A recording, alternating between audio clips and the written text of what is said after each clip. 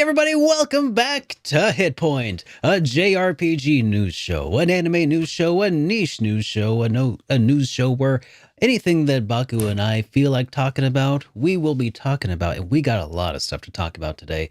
We stream live every Sunday evening at 7 p.m. Central, 6 p.m. Pacific time.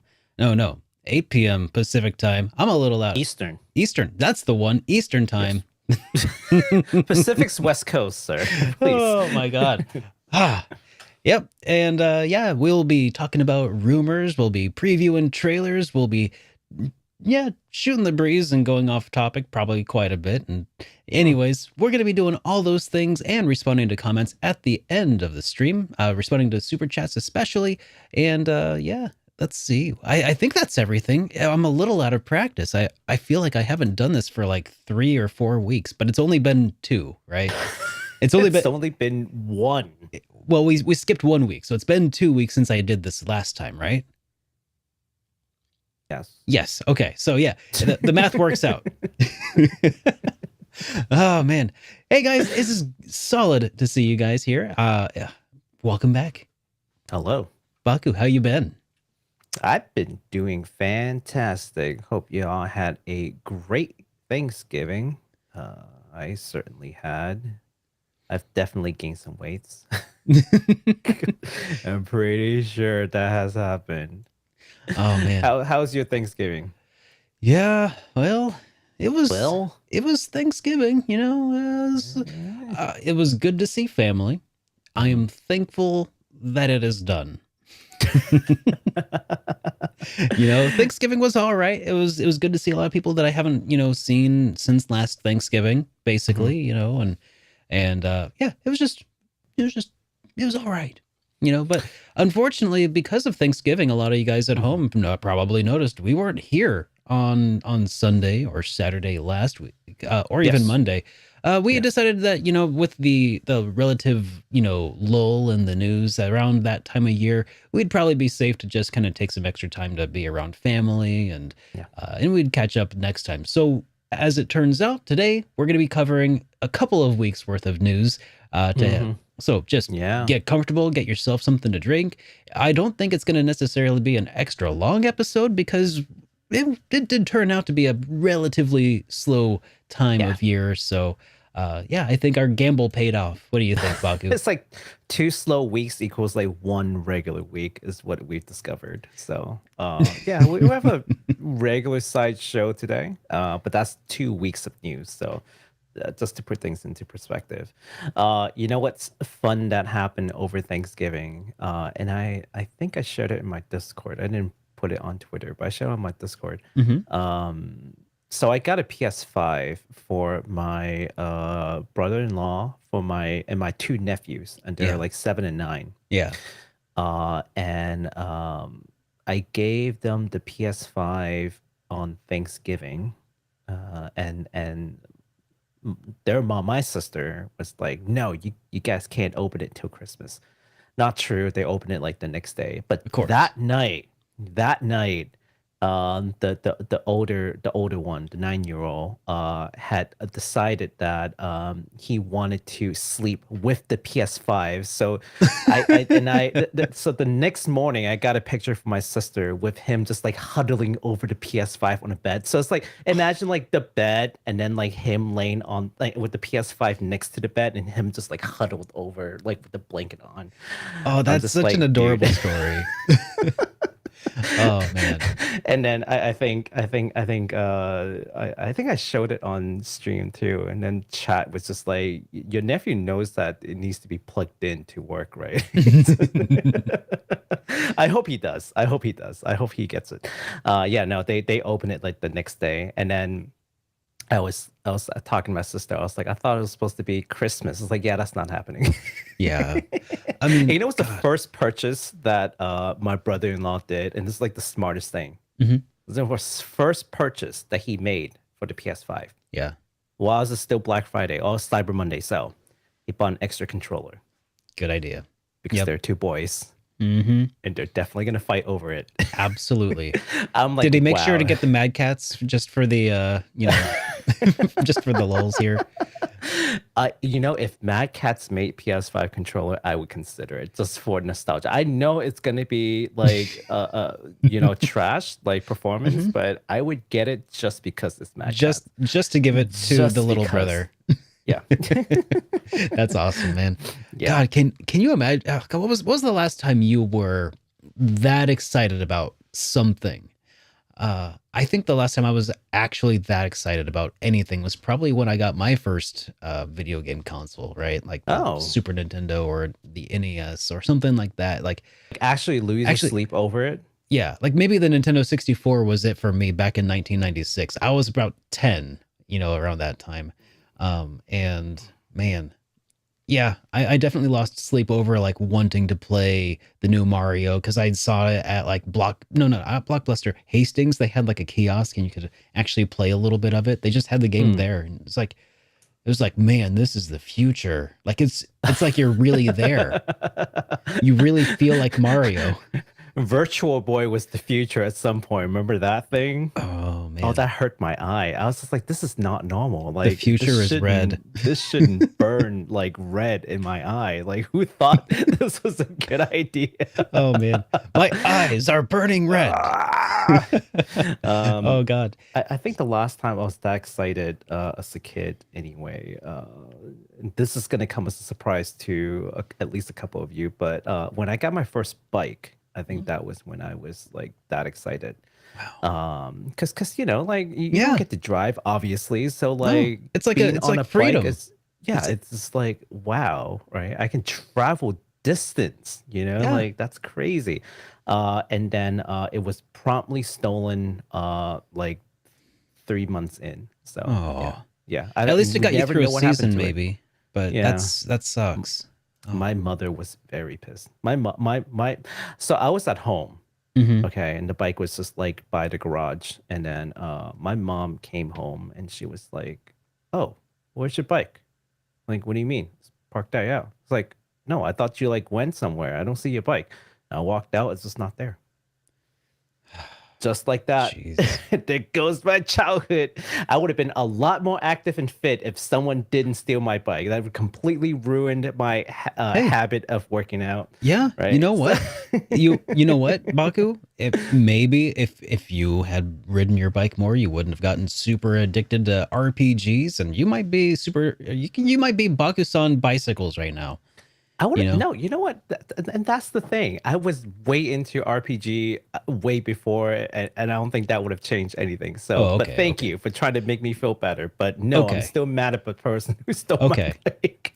Well, anyways, so I wanted to cover a couple of things that have Yeah. been going on over here since last time we started streaming HitPoint, Mhm. and that is now I have finished Golden Sun. We've moved on Mm, to Trails of Cold Steel, which is going phenomenally so far. Uh, nice. just a quick couple of updates is that so there's that as one. Another Mhm, just been revamping a lot of the stuff over on Twitch, new bit emotes, new mhm, badge emotes or badge, yeah, new badges and everything. It's mm. really cool. And then I got something else from my friends over at Switch Wicked. It's just a print test, but I wanted to show this Ooh, off here. Uh is that a new print? Do we seen? Are we? Oh wait, hold on. this Is is that what this I? is Is that a hoodie? Is that? this this is a Is that what I think it is? This is a Is new that hoodie. Here's, just a little. a I'm gonna, Super Derek and, hoodie? and there's something on the back here. I don't know if I should show it off or maybe I'll wait and reveal it a little bit while longer on. But we were very close. This is the first print sample that they've done for me, and it needs Okay. a little bit of work. They're Hmm. gonna, they're this is just the very first thing that they've done, Okay. but it I is see you. incredibly soft.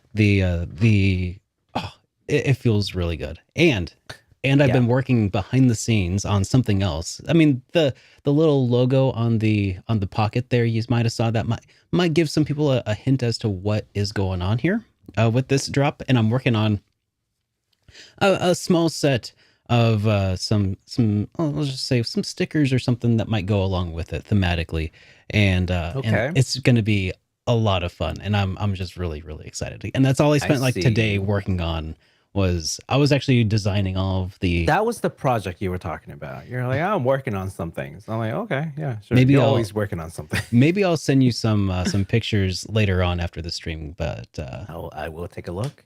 all right.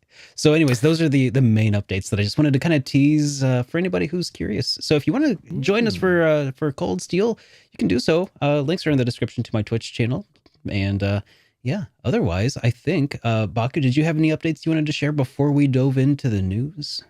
Well, speaking of trails, and this is for anyone who is a Trails fan. We just did Stardoor 15, and I Ooh. am I'm a little worse for wear, but you know, it's just Mhm. I I think after the door, I just told chat, I'm like, you know, I just need a little bit of time to take this in. Like, I'm not sure how to react to this right now. Like, I Mhm. know like everyone's like, come on, you gotta give us like a reaction. Like, go ahead, like, because that's what they're here for, right? Mhm. Like, Yep. you've seen the door 50 times. Like, you know Yeah. exactly what I'm talking about. You don't care about the content of the door. You want to Mhm. see what happens when I see the content of the door. They want a Um, reaction. They want to they want see a they want to reaction. see your soul leave your body a little bit. And I didn't I don't think I delivered because my honest reaction was just like I don't know how to react to this. Like Wow. I'm not shocked. It is depressing, but also not the most depressing things I've seen, but that doesn't Sure. mean I'm not sad about it. It's just like I don't know how to react to this. I'm like, give me a second. I want to really think about this. But yeah, but I think, you know, despite talking to you in the pre-show, like it kind of articulated it, which is to say, Mhm. more so than sad, I'm more impressed with the way that they tackled the topic. Oh yeah. And they did it very tastefully. They did it in a way that didn't have to over explain. They said just enough Mhm. to get you to understand the situation. They Yeah. weren't full explicit, but you know exactly what happened. Yeah. We It don't was need to go into it. The voice acting also from Ren's Oh, voice that really actor was sold just it. phenomenal. Yeah. So I think overall it was just like a solid, like no wonder people keep going back to that I like know. point. And for anyone who has not heard the voice acting on it, because you Oh. know, if you played Sky Third on without the voice mod, just like just try it with the voice, Or like just the watch it even yeah, because just watch it. yeah.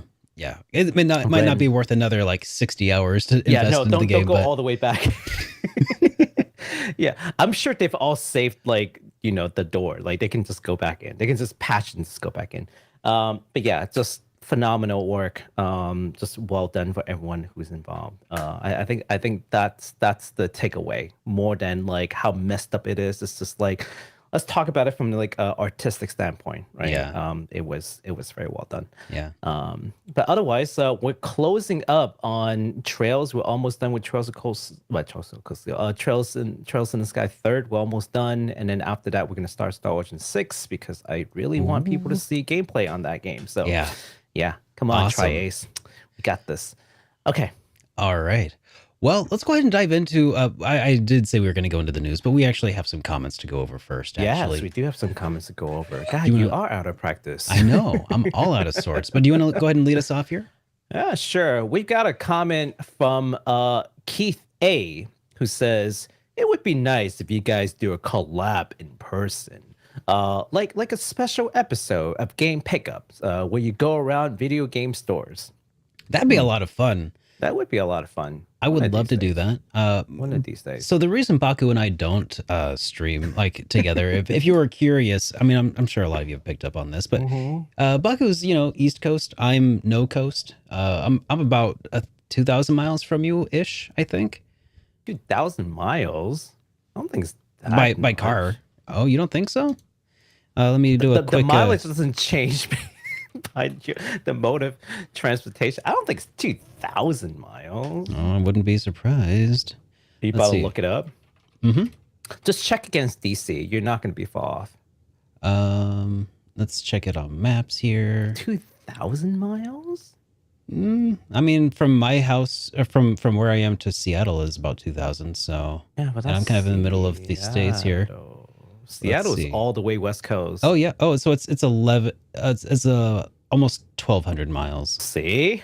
Okay. I was like, 2,000 miles a lot. Yeah. Okay. Well, we're over 1,000 miles away from each other. It's still honestly, quite far, yeah. anything over 500 feels like 1,000 miles. So I can't exactly walk over to Derek's house to say hello. Let's just put it that way. It's like, But- I need a sugar neighbor. but I do like the idea. At some point, Yeah. I do have family in the area in Pennsylvania, which is, it's Close enough.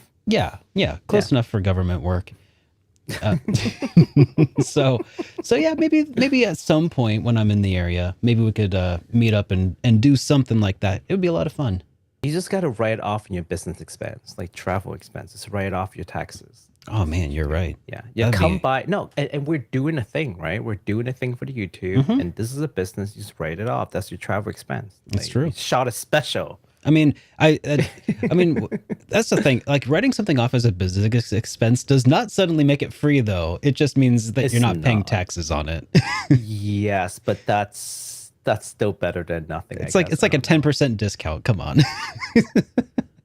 So it depends if you It go by works. standard deduction or itemized deduction too. Yeah. So, yeah, I know. For all the folks who are watching from Europe or like anywhere but America, they're like, "What are you talking our about? What's taxes all are these so things?" dumb. That's just no. It's complicated. Let's not get into it.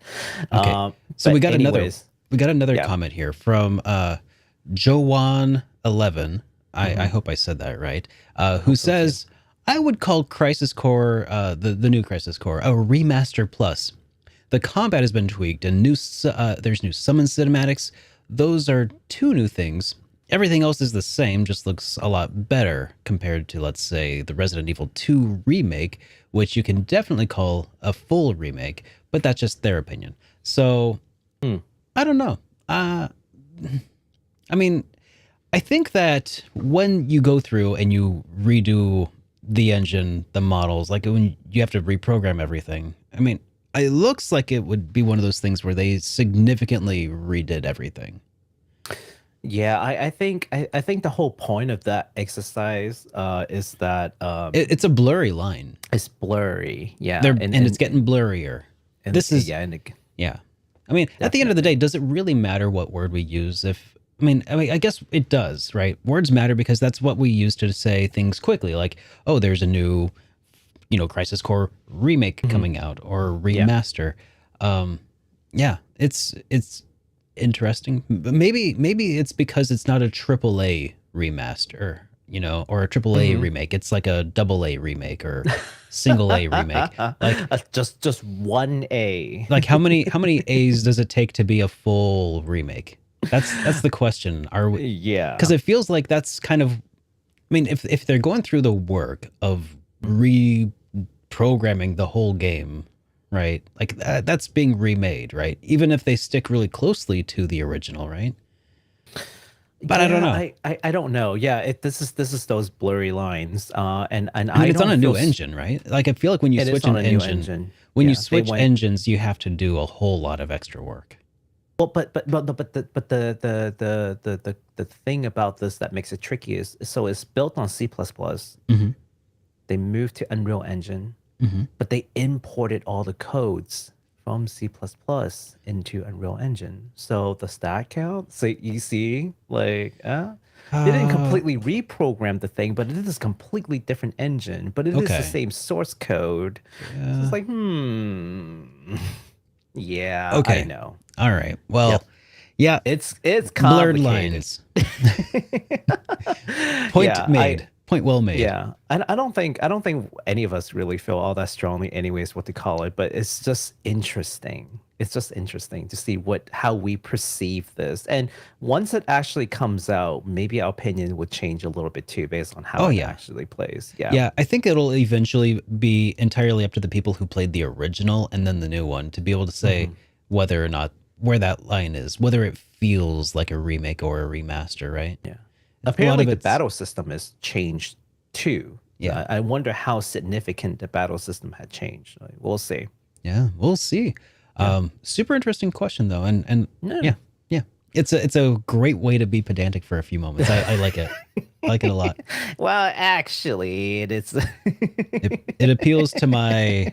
Well, actually, Anyways, yes, we've got a lot of people very offended right now in the chat. Oh, sure. Quit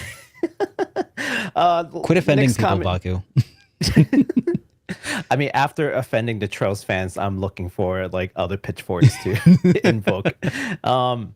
The next comment we got from Alan Wetty. Not seeing anything on my wish list low enough to be worthwhile for Black Friday. Was hoping to see Valkyrie Elysium for $30 or less, Stranger of Paradise for $20 or less, and any sale for Trails from Zero, but no dice. By the time I get through my backlog, I figure prices would drop, so I'm holding off for now.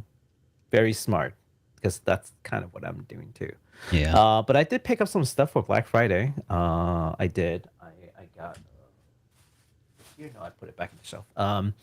I got the Persona 5 Royal for PlayStation 5, which my mod will continue to make fun of me for not having even played a PS4 version. In fact, I let a friend borrow the PS4 version that I bought in day one, and I got it back, and I still haven't played it, and I went and bought the PS5 version like an idiot. Hey, because you gotta support the games that you like, the games that you want them to continue to make, right? That's like, why? I mean, I don't think that Atlas is in any danger of going under or anything. No, but, absolutely not. But by buying the game again, you are doing your part to make sure that we get a Persona 6. Like, I'm not even a huge Persona fan. Like, what am I doing? I'm not complaining. I am, and I appreciate your service, Baku. Thank you. You're welcome. Also bought Valkyrie Elysium, Black Friday. I bought Diofield Chronicles. Yeah. I still cannot remember. I think it's Diofield, but Diofield. Yeah. One of those. Yeah, and I think those are the couple of games that I bought. But I did buy an AeroPress for Black Friday. So there's the non-game purchase. I bought an AeroPress. And I think it's so far it's been a game changer. Now that I figured out how to use it, it's the fastest coffee I've ever made in my life. That's with awesome. A water dispenser. How about you? What did you get anything fun for Black Friday? So on Black Friday, I was in Omaha, Nebraska, visiting family, and that was fun. And then we went as a family to Goodwill, and I didn't find anything. You just walk straight to the game section, just be like, look for treasures. I was also looking for like stereo equipment and furniture that would match the rustic aesthetic of my studio. There's little things here and there. I never shop for me anymore, by the way. I'm always shopping for my studio or for things that would make like production easier or faster. That's still for you. It's for me, but it's like, yeah, it's my hobby, but it's also my business. It's also my so you can write it off your business expense. I'm telling you. Yeah. Well, anyways, I didn't buy anything though. That's the point. Long story short, I did not do Black Friday good, but I did pop contribute to the economy. I did actually contribute to the economy though by there was a Black Friday sale on. It just happened to be there on the Brainwaves website, which is to get some replacement ear pads because these are getting a little long in the tooth. They're a little out of cushion, so I'm getting some nice like thick angled like sheepskin headphone pads. They're going to be really cushiony. I'm fancy. Very much looking forward to those. Oh, I forgot to bring this up. And this is a game that we're going to talk about later too. But I did score. Someone on Discord, congratulations. Know me about it. You're welcome. I mean, thank you. Wait, what? I did score a copy of Digimon Survive for $17. Oh yeah, $17 from GameStop. Yeah, it was that's pretty rad. Crazy sale. Yeah, but the catch is that you need to either pick it up in person or you need to get enough for free shipping. Thankfully, my brother-in-law was getting that controller.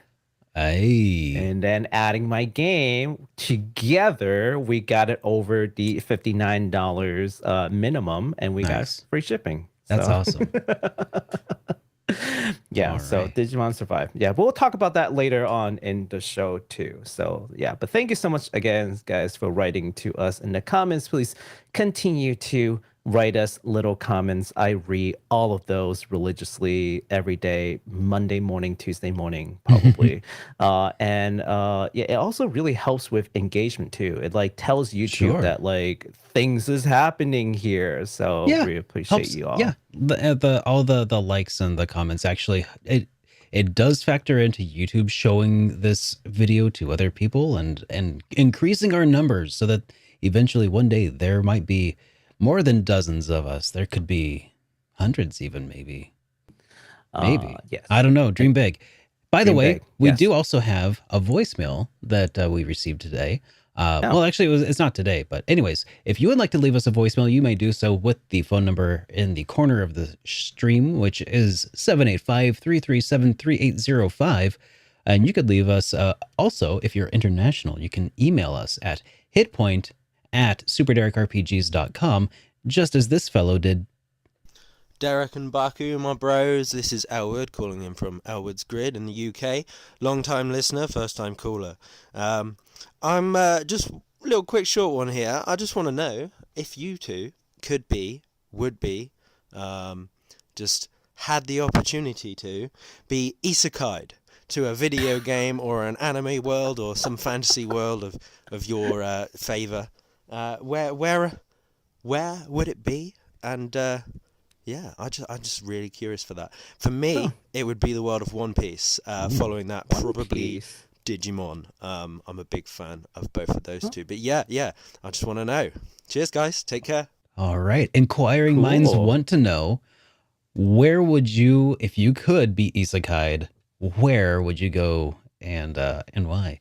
That's yeah, that's an easy one for me. Do you want me to go first, or do you want yeah, to I haven't tackle had that? time to think about this actually. I normally listen to them as I go through, but this time I'm got to think on my feet, and I'm not good at that. Someone asked me about this recently in my stream, so I had a chance to think about it for a second. So let me go first. Which, by the way, thank you so much again for calling in and saying long time listener, first time caller. I've always Right? wanted like someone to say that to me. Like, I know. oh, yes, I do.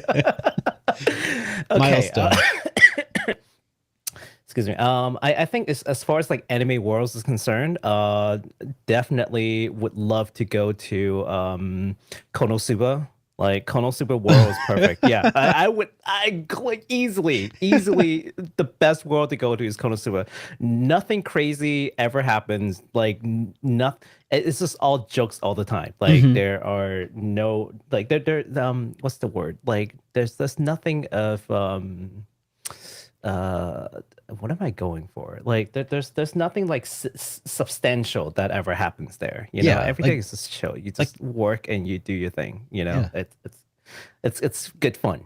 That sounds like a pretty good answer, because I've been really worried about this myself. Good.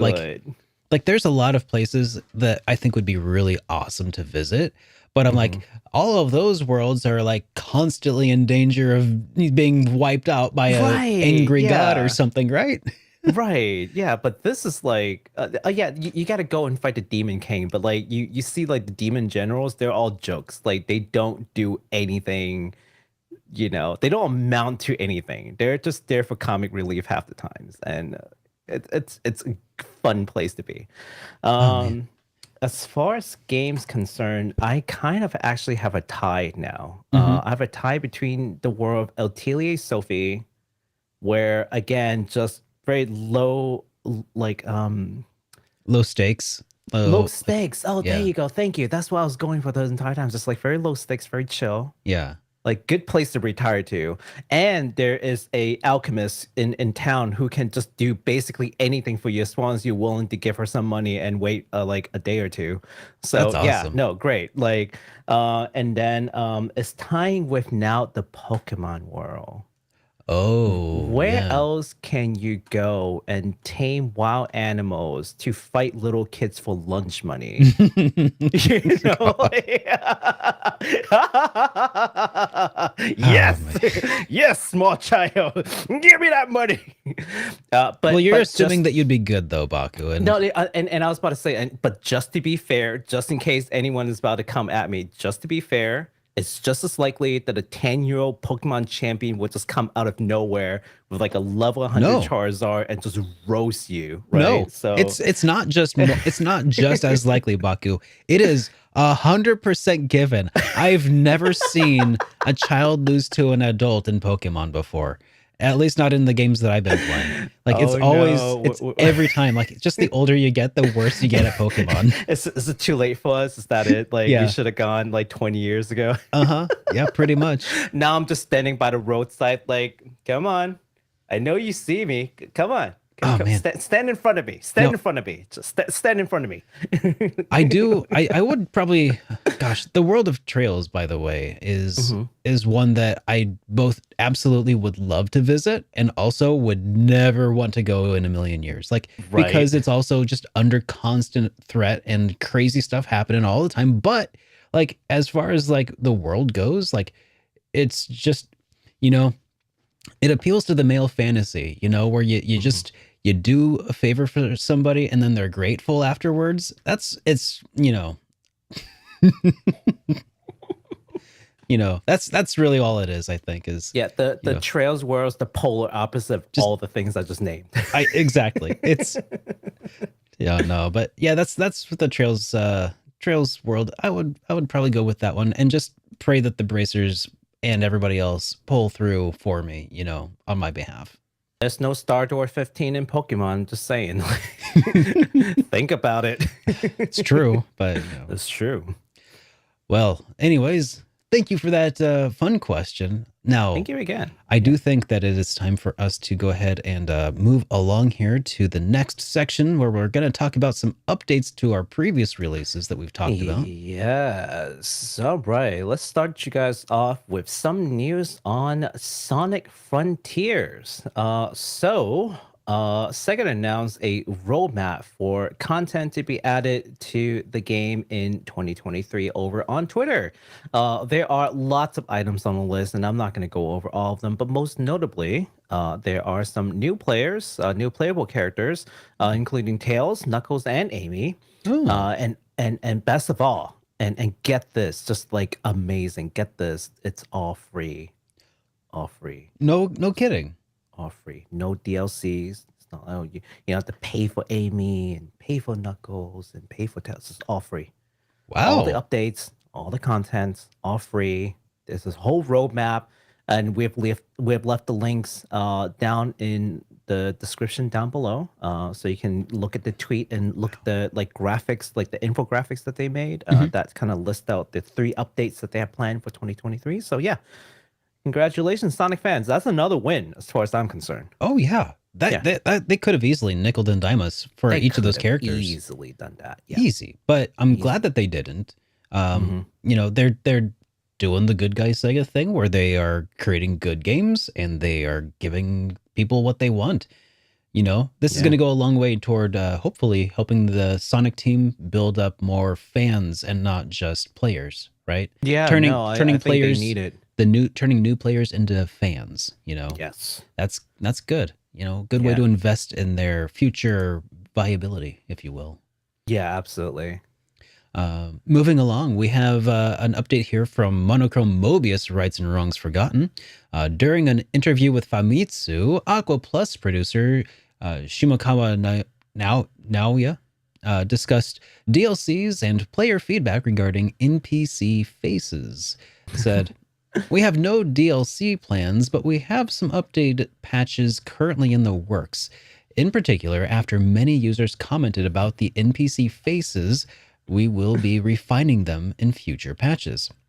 And the reason we did not do so initially was to reduce the processing load requirements for the game, but since the Steam and PS5 versions do not suffer from that hardware strain, we will be able to implement it." Yeah. So cool. And huge thanks, by the way, to Noisy Pixel for that translation. Much appreciated. Thank you. So yeah, that's cool too. It's not DLC, but just another free update, you know, fixing some faces. You know, that was like one of the first few things I heard about the game. Once it went live and people tried it, like one of the biggest complaint were like, "Oh my god, the NPC faces are just so ugly. Like, what did they do?" and I never saw what the faces looked like. But when I'm listening to this, I'm like, they're basically giving all the NPC facelifts. That's what they're doing. I was kind of curious about this as well, so I'm trying to pull up a picture real quick of oh my. Okay, here I'll go ahead and show what we are coming from here. If we switch to my screen here in just a moment, can you see this, Baku? Yeah, that's They'll do it. They'll do it. What were they thinking? What made them think that would have been okay in 2022 into 2023? Wow. So, Wow. but the point is that if you are playing on PS5 or on Steam, hey, you know, you're gonna be meeting some new faces. Yeah. Gonna be facing some new updates. Man, yeah, so I look forward to seeing them do it. And it's gonna be free, hopefully. They're not gonna charge us for like NPC facelifts, are they? It's like better Oh my NPC God. faces for $5. That would be pretty hilarious. That would be fair, and like the polar opposite of what Sega's doing, right? So, Just yeah, I wanna see DLC it. face armor. $5. If it bothers you that much, you'll pay for it. Well, you know, I'm glad that they are gonna do something, but I mean, holy cow, guys, come on. Come on. Yeah, yeah. Okay, anyways, so moving along, we have another section here of games coming out this week.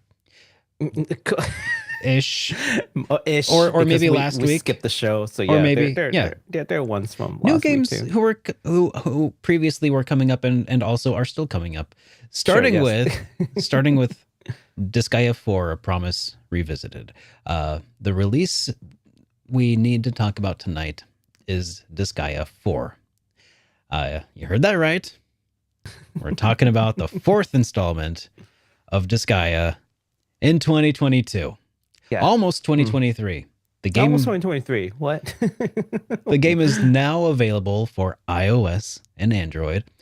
So this is for some of those viewers of us who we've heard from over the last few months as we've been going over HitPoint. You know, that some people just don't have access to playing games on other platforms. So it's really nice that you have now access to Disgaea 4 on iOS and Android. So That's right. keep your eyes peeled for that if you are one of those people who hasn't had a chance to play it in other forms. Yeah, absolutely. It's kind of bad that it takes this long, but also just I'm just thinking about it. It's like, you know, Disgaea 4 used to be like the thing that you need, like the top notch like console to play, and now you can just play on the thing that's in my pocket. I know, isn't that wild? And Yeah, it is absolutely wild. the fact is that it's not. I mean, mobile games get a bad rap because a lot of times they're just designed to drain a person of their money. This is not going to be one of those cases, right? This is going to be something that is No, this is a once and done purchase. Yeah. I was just go on and let me say I would never encourage people to play a gacha game. I would never like recommend it. I would never advertise it. Yes, this is a once and done. You buy, you own it, you play it. Yeah. That's how I that's how I play games. So Yeah. So, I mean, with this, I hope it's compatible with controllers. You know, you can get Bluetooth controllers with like a clip, and then oh man, that would be the way to do it. Just on your commute or something on the bus. Yeah, I think was it Razer sells something that like just like clips onto the side of the phone and basically turns into something that's kind of like a switch. Yeah. So And cool. 8-Bit Do also has a controller and a clip that attaches to the controller and the phone, which is really neat. Oh, dude, I love that controller. Like I don't have the clip thing on it, but just the controller itself. Oh, the 8-Bit Do Pro. SN Pro 30 Plus. Yeah, That's what I have. Good. Yeah. So good. Yeah, definitely recommend. Not sponsored, but they could sponsor us. Call Not us. sponsor, yes, but please sponsor. All right. The next game that we've got is something that came out a couple of days ago while we were away. The first of the Front Mission remakes launched while we were away on hiatus on that 1 week break. We do have a launch trailer that we can look at. So we want to just take a look at that. Sure. Let's take a look. All right. Nope. Dang it. Dang it. I was laughing at this because it's just this violence. Violence. Violence never Violence. changes. Is it going to play? Oh, Is come it? on. I think so. Will it play? Do you want me to play it? Yeah, if you could play it. I'll play it. Gosh dang it. I was looking up that. Violence. Yeah, you were raving about the hotkeys. What happened? Apparently they don't work when you're here. Classic I don't know. Japanese turn-based tactical RPG, finally available worldwide. Finally available worldwide. Finally. First, Remake is coming back better than ever. The Remake features 2 game modes for full immersion. 2 game modes. Play the classic mode to feed your nostalgia. That is pretty good looking. That's the classic mode. Mm-hmm. Or try the new modern mode, bringing the front mission to the next level. What's the modern mode? What's the difference? Play with the original isometric view. Or use the free camera. It'd probably be helpful I think the if I free had played camera before. is in modern mode only. Oh, I see. Use the new and, remastered modern mode. And when you play the classic mode, Between the you're original soundtrack locked and in with the re-orchestrated music. original music, and then when you're in the modern mode, you're locked into remastered music. From what I Oh. have seen, Oh, okay. but I don't know if they might change in the future. That's what I've seen people talk about. So yeah. Yeah, so that's your front mission first. I haven't I haven't gotten it yet, so I'm actually looking forward to trying that soon. Oh, I gotta I got it. Okay. Yeah, so that's front mission first, the remake of this like Super Nintendo game, I'm pretty sure.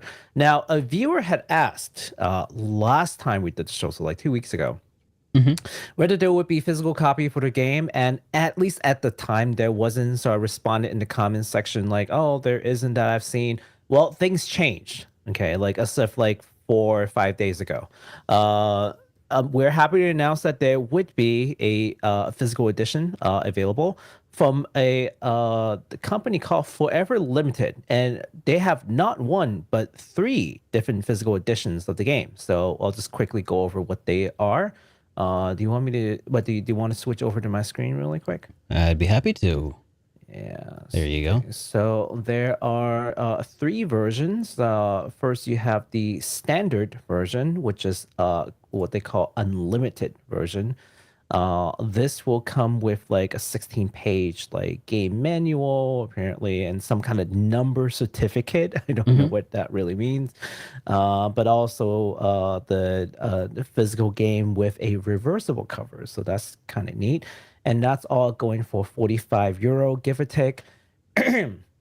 So that's the standard version. Now we've got something called the limited version. And when they say limited, they're saying, hey, this is actually limited. We're only going to make 2,000 of these. And that comes with a custom case. Oh, not custom case, like a collector box, some kind of a steel book, which I don't see here, but also some pins to go along with that. Here are the pins. Yeah. Oh, here's the steel book. Actually, the steel book looks kind of cool. Not gonna lie. Those The look really metal good. case. Yeah, that also looks kind of cool. Yeah. But that comes in at a whole 20 pounds, like, extra. So I'm not sure if I would pay 20 pounds for it. But yeah. But it's also actually limited according to them. Last but not least, we have the exclusive version. That and the big thing with the exclusive version is where is it?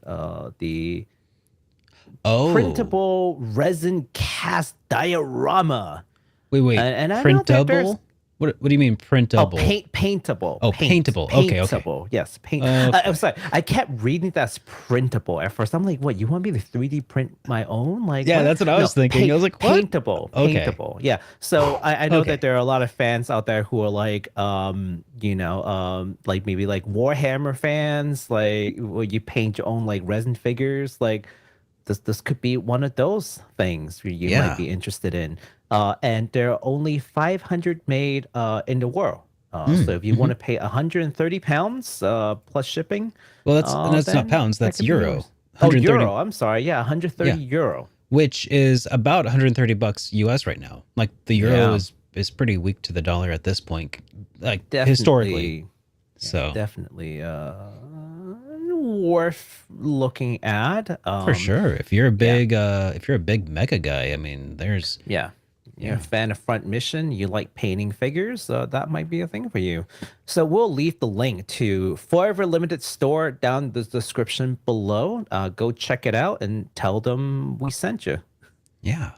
And then we have another game. So the remastered version of the 2005 game Romancing Saga Minstrel Song is now available on PS4, PS5, Nintendo Switch, Steam, and also mobile phones, which is pretty cool. Now, the most notable addition of this to this game, rather, is that the new playable characters have been added. Players will now be able to recruit characters such as Shirach. Shirach? I think so. It's like, is that like Shirach? I don't know. Your pronunciation is as good as my guess on it. Cool. Monica, Marina, Flemar, and Aldora to the playable party. In addition, Aldora will also have new story content told from her viewpoint, and there is also a trailer, which let's see if I can actually make this work or not. Let's try. Nope. I got it. Thank you. Oh, The man. character models are still ugly as all heck. Yeah, there's some of that. Nothing would change my mind. There's something very uncanny about them that just... Yes. It's not I don't know what it is. It's not quite Uncanny Valley because they're not realistic enough. It's just like this weird mix of Yes. almost realistic and then totally not. The song is really nice though. That's Oh, for the sure. music's great. I mean, music is like never not great on Square Enix game. Mm-hmm. I can't. Yeah. I honestly cannot think of a game from Square Enix that I didn't necessarily like the music from. Didn't we yes, talk Mr. about this Val's going to once? say something about DQ. I just know it. He's just Oh, he's yeah. typing right now. He's I think typing that's- Dragon Quest right now. I think that is something that we actually asked about before. Like, and the only answer was Dragon Quest 11, basically. Yeah. But I don't play DQ, so I don't care. Sure. Yeah, but like all the other games like Final Fantasy, the SaGa series, Chrono, anything, the Mana series, like the ones that you can like think on top of your head, like they all have fantastic soundtrack. I know. So even more the often than worst not- are usually just forgettable at worst, right? yeah, and- they're not like terror bad. Yeah. Yeah. But the best are like, that there are a whole concert series dedicated to these. So talking about what is it, the Distant World. If anyone has never gone to a Distant World concert, you have to at least once in your lifetime. It's pretty good. Yeah. Yeah. So Speaking of Dragon Quest, by the way. Speaking of Dragon Quest, yeah, Dragon Quest Treasures. Did you guys know that that's coming out soon? I didn't actually. I knew that Dragon Quest Treasures was like, oh gosh, is it already out? When did it come out? When does it come out? No, it's coming out on the 9th. So you have 5 days. It's this Friday. Okay. So, okay. Yeah, so on from now, we're going to talk about games that are coming out this week. We got the treasure hunting action RPG, Dragon Quest Treasures, slated to release on December 9th, which is 5 days from now on the Switch exclusive, at least for now. This is, of course, a DQ11 spin-off, speaking of DQ11, that explores the childhood of the siblings Eric and Maya. Is it Mia or Maya? Mia. Mia. Excuse me. And Mia, we do have a trailer that we can take a quick look just so we can refresh our memories on what this game's about and hit play. Awesome. Man, after playing Dragon Quest XI, I was so excited when they kind of You really hinted want at to this. see this? I actually do want to play this. I'm really curious because it's a Dragon Quest action RPG. It's not like the Heroes or Warriors. You know. Yeah. Looks like it's a kind of its own different thing, and I'm curious. I think this game is more focused on like exploration and like, you know, discovering like treasures more so like than the combat. But yeah. I do hope that the combat's at least satisfying and not just like walk up to a thing and just like let it happen. Ooh, yeah. I mean, that would be one way to ruin it for sure. But that looks like it could be good. Yep, December 9th with pre-order bonuses. Will you look at that? Nice. You know, I'd actually put together the docket today so that you would cover DQ Treasure and Trinity Trigger, but you totally flipped it. So now I'm just like, okay, I guess I'll take those. Okay. I even put it in order so that I'm like, well, Derek's gonna want to talk about DQ. Derek's gonna want to talk about Trinity Trigger, and then like you just like flipped it on me. I'm like, okay, I guess I'll take those. We can flip it back if you want. If well, you want it's too late now, Derek. I think we know the answer. You really want to talk about this next one, don't you? You know, I thought I would have an easier time talking about it, but no, I'm gonna leave you to it now because you insisted. Okay. All right. Well, in that case.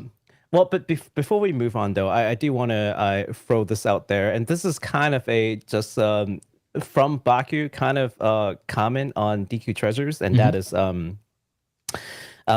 there's a recent announcement from this talent group called this VTuber group called Hololive, which you guys know follow. We've talked about them a bit. Yeah. So there's a talent on there named Usada Pekora, and in Japan she is getting her own themed monster in Dragon Quest Treasures because she's a big DQ fan. So it's kind of cool. Yeah, in fact, there's another talent who's a huge Sonic fan, and they had her own DLC in Sonic Frontier that we're not getting in the West, which is kind of BS. But so I'm just throwing that out there as in like, hey, cool little tidbit, but I usually don't talk about news that don't involve like availability in the West. That's why you didn't hear me talk about like the Sonic DLC. But I also kind of want to bring up, just be like, you know, there are these things still that we're not getting from Japan, which is kind of disappointing. I figured at this point in time that they would get it, that like whatever you have in Japan, chances are we kind of want that too, because like we're pretty caught up with your media. So like you didn't think that there would be fans outside Japan? Like, come on. Maybe. I mean, because here's the other thing. Like, how many of us do you think are actively into VTubers? I don't know. That would be a good question for a chat. Actually, that is a good question. Yes. I wonder if I can start a poll. Folks who, this is just my personal take, I could be very wrong, but I feel like if you are into like JRPG and then by extension anime, like there's a good chance that you have at least touched on VTubers. So that's kind of my guess. So there's definitely a healthy population out there that warrants these kind of content being made available. Does that make sense? Mm-hmm. I mean, it doesn't really hurt them anyways, because they're just going to pay some royalty to, to the company, but that's the same as you paying royalty in Japan. So the content's already made. So yeah, there may be a very practical reason why they don't do it. I wouldn't know what it is. But. I suspect I have a suspicion here about whether or not, and I did start a poll, by the way, if anybody's curious. Ooh, a poll. Yeah, I started a poll in the chat here, and here's I think on the broad scope, the Japanese developers would be absolutely correct to assume that most of us, and when I say us, I mean American, Western, European enjoyers, purveyors of video games, would probably not really be really following, VTubers, and probably we wouldn't actually give them in general a good return on investment of the localization process for a lot of the stuff. However, there is a niche within general Western gaming that is niche fans. Just to, We to did kind of say we will talk about niche stuff, right? just to We sort did- of we clump did us all say. together. But yeah, specifically fans of Japanese RPGs, of visual novels, of maybe shmups. There's a Venn diagram here of us in this smaller niche of gaming, where we do actually have a higher propensity to maybe enjoy That's a good word. and maybe spend money on that DLC. So Yeah. so maybe, but Yeah. but maybe not. I feel like there's also still a gap, a language barrier, because we can't watch live Japanese content if there's not also a way to enjoy it in English, unless we happen to be so far into the niche that we're like, okay, I'm learning Japanese to enjoy it directly from the source, That is very inject a dedicated. VTuber directly into my veins, right? That is very dedicated. No, and to that, I would just add two things, right? The Mhm. first thing is the content that they're adding. I mean, yes, it is based on like their likeness and there's some in jokes, but overall, it doesn't. There's not a whole lot of like language in there that like requires you to know the language to enjoy the extra content.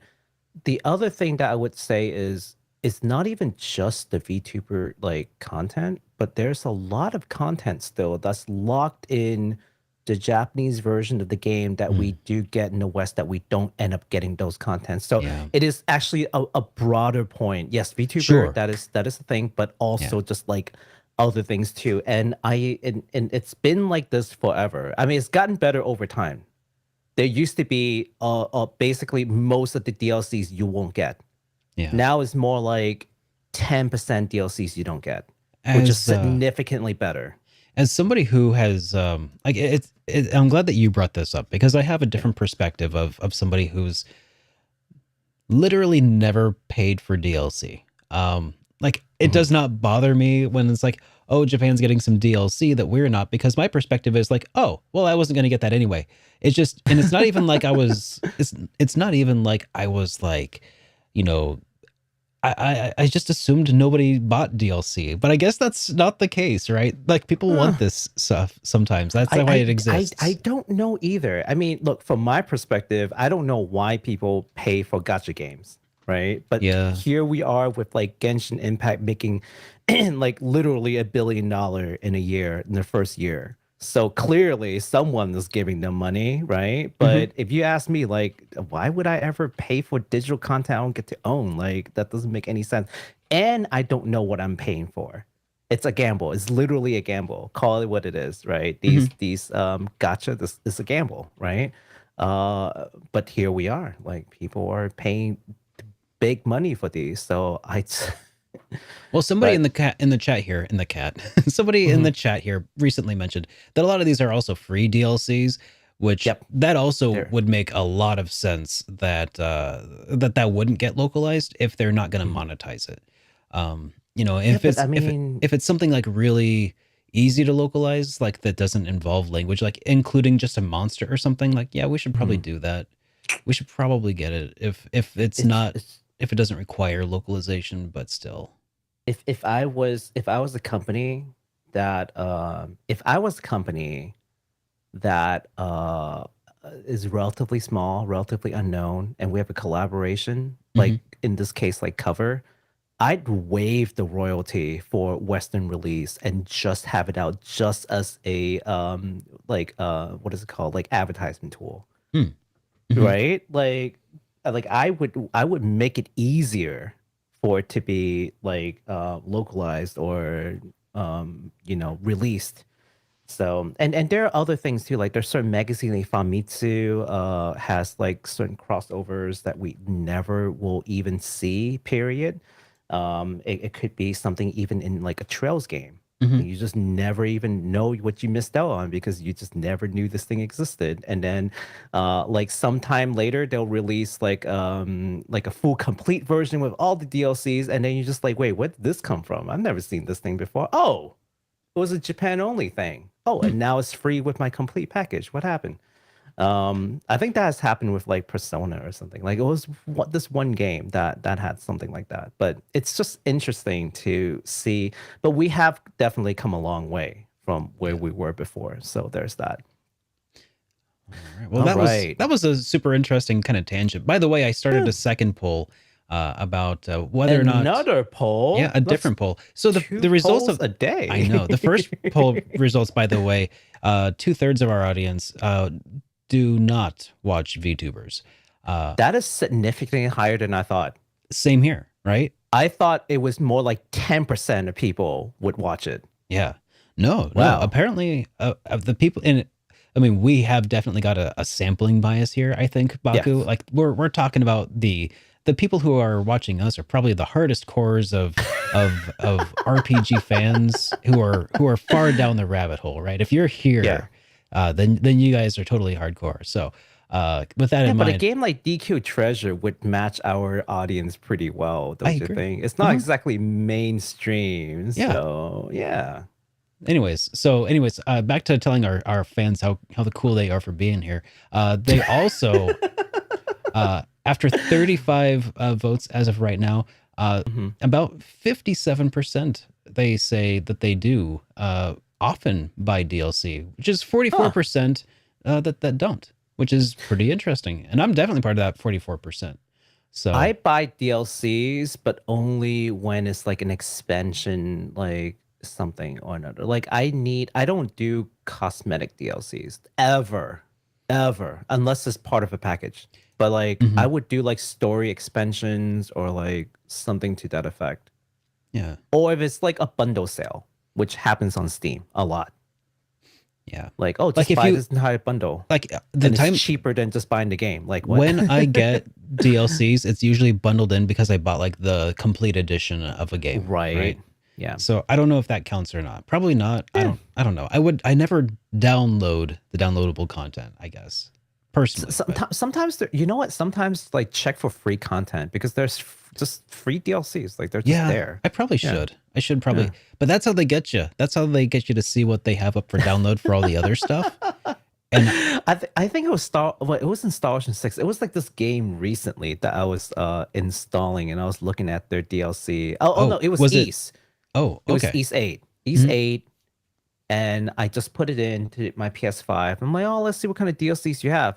And it was just all like consumable item DLC. I'm like, what makes you think I'll pay real money For fake items. consumable items that I could probably farm in the game? Like, Well, I mean, there are some people who just don't have the time, and that's another reason. That's a whole other discussion topic. That's a rabbit hole Yeah. we could go down another day.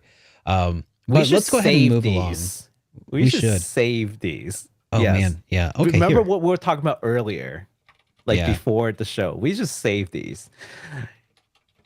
All right, sir. I'm ready whenever you are because Yeah. I'm ready to hit that play button. Okay. So I'm on play button. moving duty today.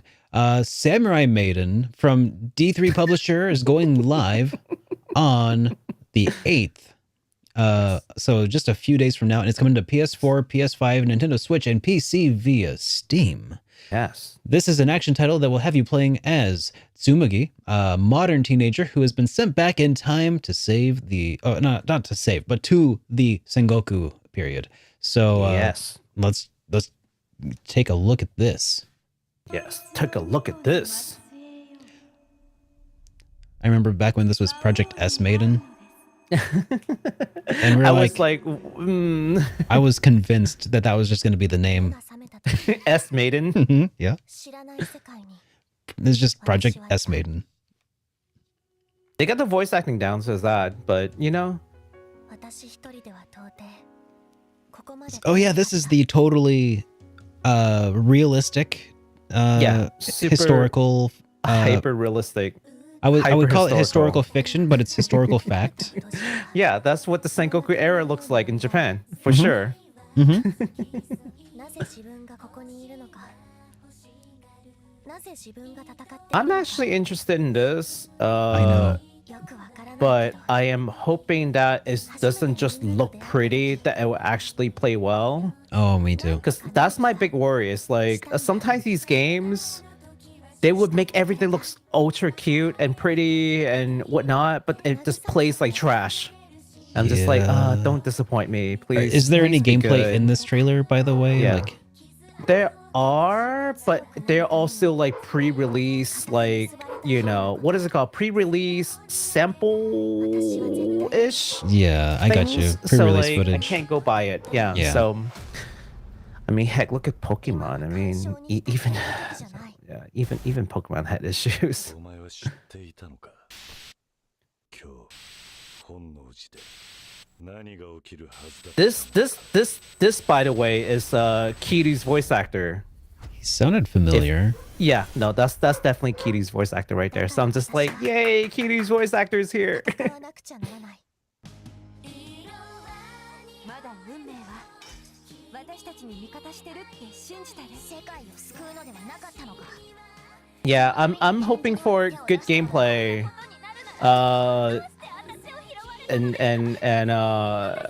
I've actually been looking for like a good action title to play because lately I've just been playing mostly turn-based stuff, so I kind of want to like hop back in. Yeah. I mean, I do have like 3 East games to play, so there's that. So I'm not like short on action titles, but Yeah, but that, yeah. You know, would it'd be like really nice to get have a good new- action title. you know, a new IP would never hurt, right? 歴史は Yes.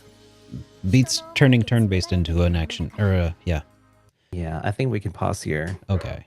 Yeah, I think we're good. So, yeah, that's coming soon.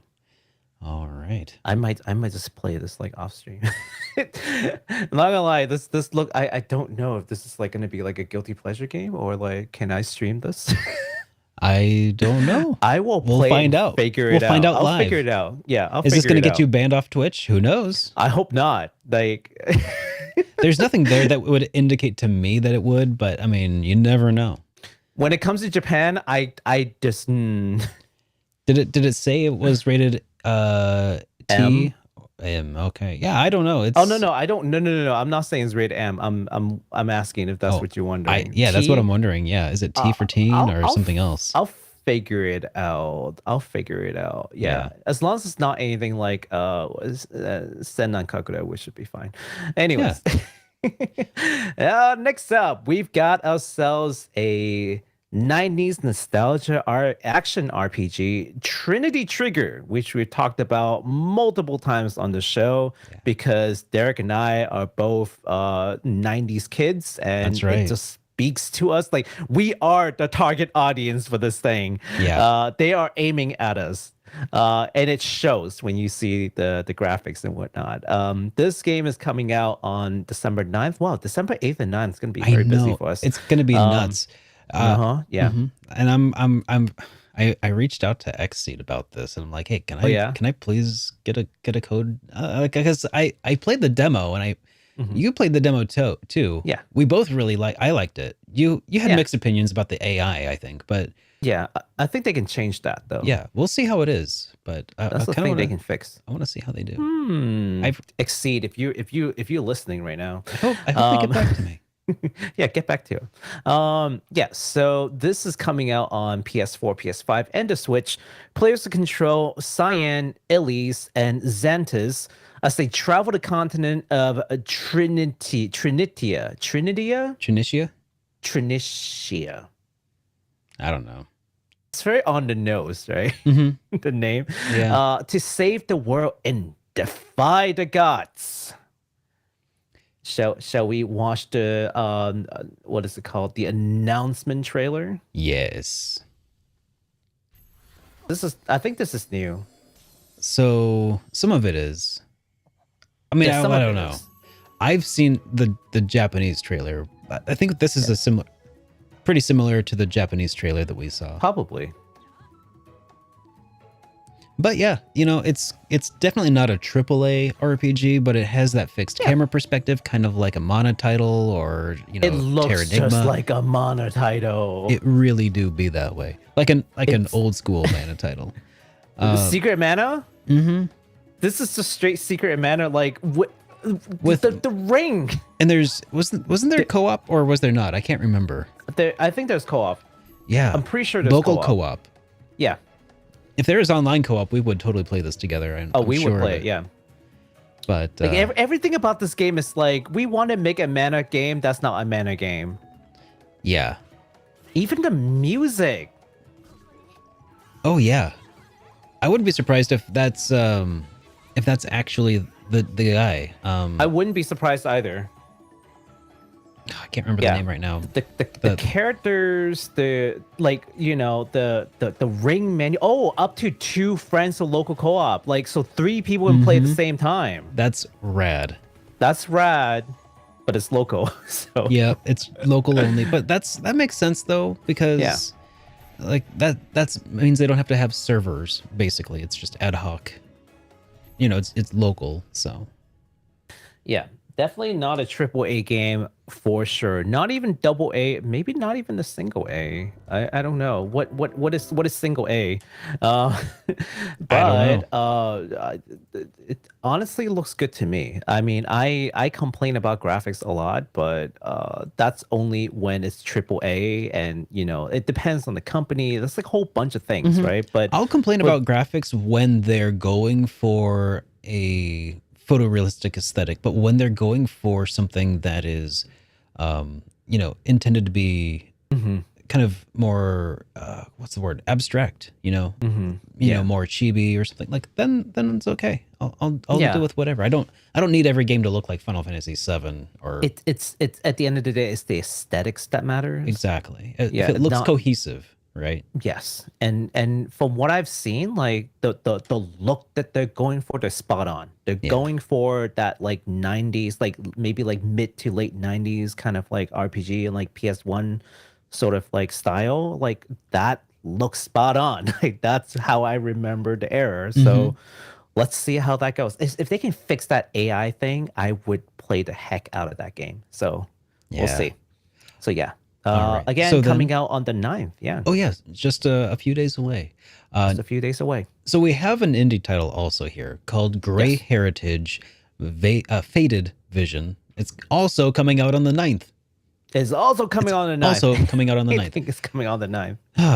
But it is a tactical RPG heavily inspired by Fire Emblem that has the player command a rebellion as Leon Beaumont against a king who betrayed him. Ooh. Want to take a look at Betrayer that trailer real quick? I do. Let's give a go. I mean, it screams Fire Emblem. Like, let's not kid ourselves. Like, even the battle looks very like Fire Emblem battle. It obviously it ain't my cup of tea. I feel like it's if it was a more zoomed in camera angle, ironically, I feel like I would like it more. But because it's like pixel art, but it's like zoomed way out. So zoomed out. Like, I don't know. I wonder if that has something to do with like the pixels. Well, the art's nice. Oh yeah, the art is really nice. The art's really nice. Maybe I could get into that, I guess. I don't know. Maybe. Something about it looks I don't know. I think it's because everything is zoomed out on the main map field that just makes it look weird to me. Yeah. But that's just my stupid opinion. It does feel a little odd zoomed out. But that actually looks pretty good. So yeah, indie title coming out on the 9th. Yeah, Super. keep your ears and eyes peeled for it. All right. Let's see. Okay. All right. So are we ready to move on into the new games territory? Yeah, I think I'll Are we take this one. Are we swapping back? Are Yeah. we swapping back? Yeah, I'll Do take you this see? one. Do you see what I did now? Like I do see what you done. Yep. I see it. So I'm gonna go ahead and I even did it on purpose. I'm like, I'm gonna sort it out. I'm gonna make it really easy for Derek. I just threw a monkey wrench into things, didn't Yes, I? you sure did. Because I was just like, I'm gonna take this one, and I'm gonna take that one. I even colored the first thing just so like we can like you have an order to go with. This I know. man. All right. Well, let's go ahead and lead here with this one here. Okay. Publisher Prime Matter and developer Arrowwoods just gave us a brand new trailer and launch date for their upcoming mystery turn-based RPG, Mato Anomalies, where you play as a detective Doe, or is it Doe? Probably Doe, right? I don't know. I have DOE. no idea. And Probably Exorcist Doe, Graham. honestly. Okay. Yeah. So that detective Doe and Exorcist Doe. Graham, who must lean up team up with to investigate a strange anomaly around the city of Mato. You want to take a look at this? Take a look All at this right. trailer. I've got to be honest with you. This is probably one of my most one of the games that got me most hyped. I know. It does look really cool. It looks so good. Well, you know, a detective does. And I really like the idea of splitting between two protagonists who will do like two kinds of gameplay. Yeah. So like Doe will do like the detective work in like the open map to like move the story forward. And then Graham primarily is where you go into the dungeons and like do the actual fights. Back off, unless you wish to die. This is above your pay grade. This is Graham. Yeah. Yeah, so here's the battle. It looks great. It's got that like, I want to say like a Persona kind of style to the fights, you know? Kinda, yeah. I can kind of see that. Good or evil. Like in battle, that is. Let's be quick. Some of these dungeons look pretty interesting. They also look kind of Show me your Persona-ish, if I'm like in the randomly generated style, if I may say so. And, But that and look at does- that. They have physical copies that you can Hey. pre-order today. And you can get them in March. You can get them in March. Pretty awesome. I think, Physical copies wins. man, that is so cool. Right? I'm looking forward to that. The name is a little odd, but I'm just being picky again. Just ignore me. You know, because it's just because I keep thinking about. What are you picky about? it's because Talk it to kind us. of What are you- I'm reading it and I think Mato because I'm thinking like short for tomato. It's oh my god. Yep, it's the Mato Anomalies. That's just what's in my head, and it's just I can't. It's me. It's not the game. It's not you. It's me and my stupid brain. I'm going to say something that may or may not change your mind. Maybe not. Depends on how ingrained you think Mato is tomato. Mhm. But it's I'm pretty certain because I didn't know before whether or not this game is from a Japanese developer. I didn't care because this looks so good. But I'm pretty certain that this game is from a Japanese developer. Yeah. And if that is the case, And that would be Mato. Yeah, Mato. it would be Mato, and Yeah, yeah. Mato would probably translate to like Demon Town, Would- like Ma as in like like Maho is like magic. It's like Oh. demon art. So Okay. like To is like Kyoto, like Oh, the yeah, yeah. capital town. So To Oh. is like the city or the town. So like Mato is like the town of like demon. And Okay. I guess looking at the That does help actually. That you know, does. looking at the background, it seems like it adds up. I mean, and he's an So, exorcist. The one guy, Graham, is Yeah. the exorcist. So Graham's that an makes sense. exorcist. Makes total Yeah. sense. May, Cool. I don't know if that changes how it depends on how ingrained you think Mato is. I mean, we'll see. I didn't even think about tomato until you brought it up, and now I can't like unthink this. Thanks a lot. You've ruined it for me. Sorry. It's The game my still looks brain. cool, I was though. born with it. I Game didn't. still looks cool. So Yeah, it I'm, does. I'm looking forward to that. Okay. The next game that we have is actually our thumbnail game, and that is Yes. one such game called Like a Dragon Ishin. For those who are uninitiated, this is a game from SaGa and the RGG studio. It's a long-running series dating back to the PlayStation 2 era, also known as the Yakuza series in the West. But they have since rebranded it to Like a Dragon, which I think is a great move because why are we calling this game after a Japanese violence syndicate? like maybe we should move away from that. I mean, I always assumed that it was about Yakuza, is it not? Well, I'm glad you asked because actually this title has nothing to do with Yakuza because we're talking about Like a Dragon Ishin, which dates in the Bakumatsu period. Way predates the existence of anything like that resembles Yakuza. I think Yakuza is like Okay. post World War II, like kind of deal. Okay. So way before, hundreds of years before any semblance of any organized group like a Yakuza. And they actually released a new trailer, and I kind of watched it all of you, so that's why we're talking about it. And this is a good way to talk to Derek about Like a Dragon because I think we all still want him to play Yakuza Like a Dragon. Anyways, this is a remake of the spin-off game known as the Ryuga Gotoku Ishin that was never released outside of Japan until now. The game follows the historical Sakamoto Doma, who will fight through Kyo, which is the old name for Kyoto, to find the masked man who was responsible for murdering his mentor. Ooh. And that's how the story begins. So let's take a look. Okay.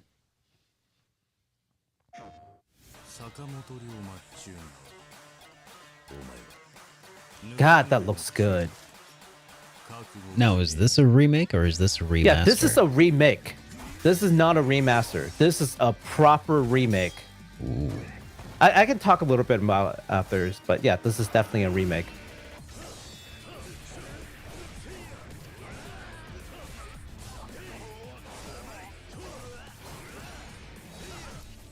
Lots of blood everywhere, but you know. Is there that much Thus blood were the in days. most? I was gonna say, was there a lot of blood in like the previous RGG games? Oh, look at that.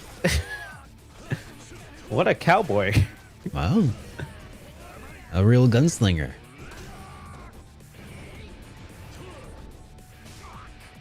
It must be really hard to do kicks with those pants though, you know? Oh no, actually, it's not. No? No. You think so? Oh, definitely not. I'm a proper weeb. I used to have a pair of pants like that once upon a time. And no, those are really That incredibly Kiryu's a beautiful baggy man. and light. I have been tricked into wearing kimono once and I could barely walk. Oh, okay. So kimono, I've Yeah. never been in, but the pants themselves, no. I swore I would never wear it again. It was the most uncomfortable like garment I've ever had to put on. Oh, jeez. And I've gone on drag on stage, so you know, like that's a different story for a different day. It was back in college. Don't judge me. Oh man, I think yes. I think you've just. I'm just gonna say you might have just gained a few new fans, Baku. Well, hello.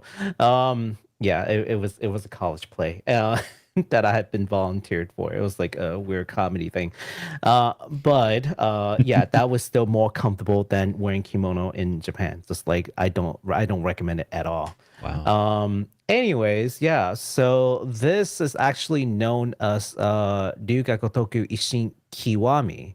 And for anyone who has been in like the Yakuza series, you know that the Kiwami like designation basically tells you it's a complete remake.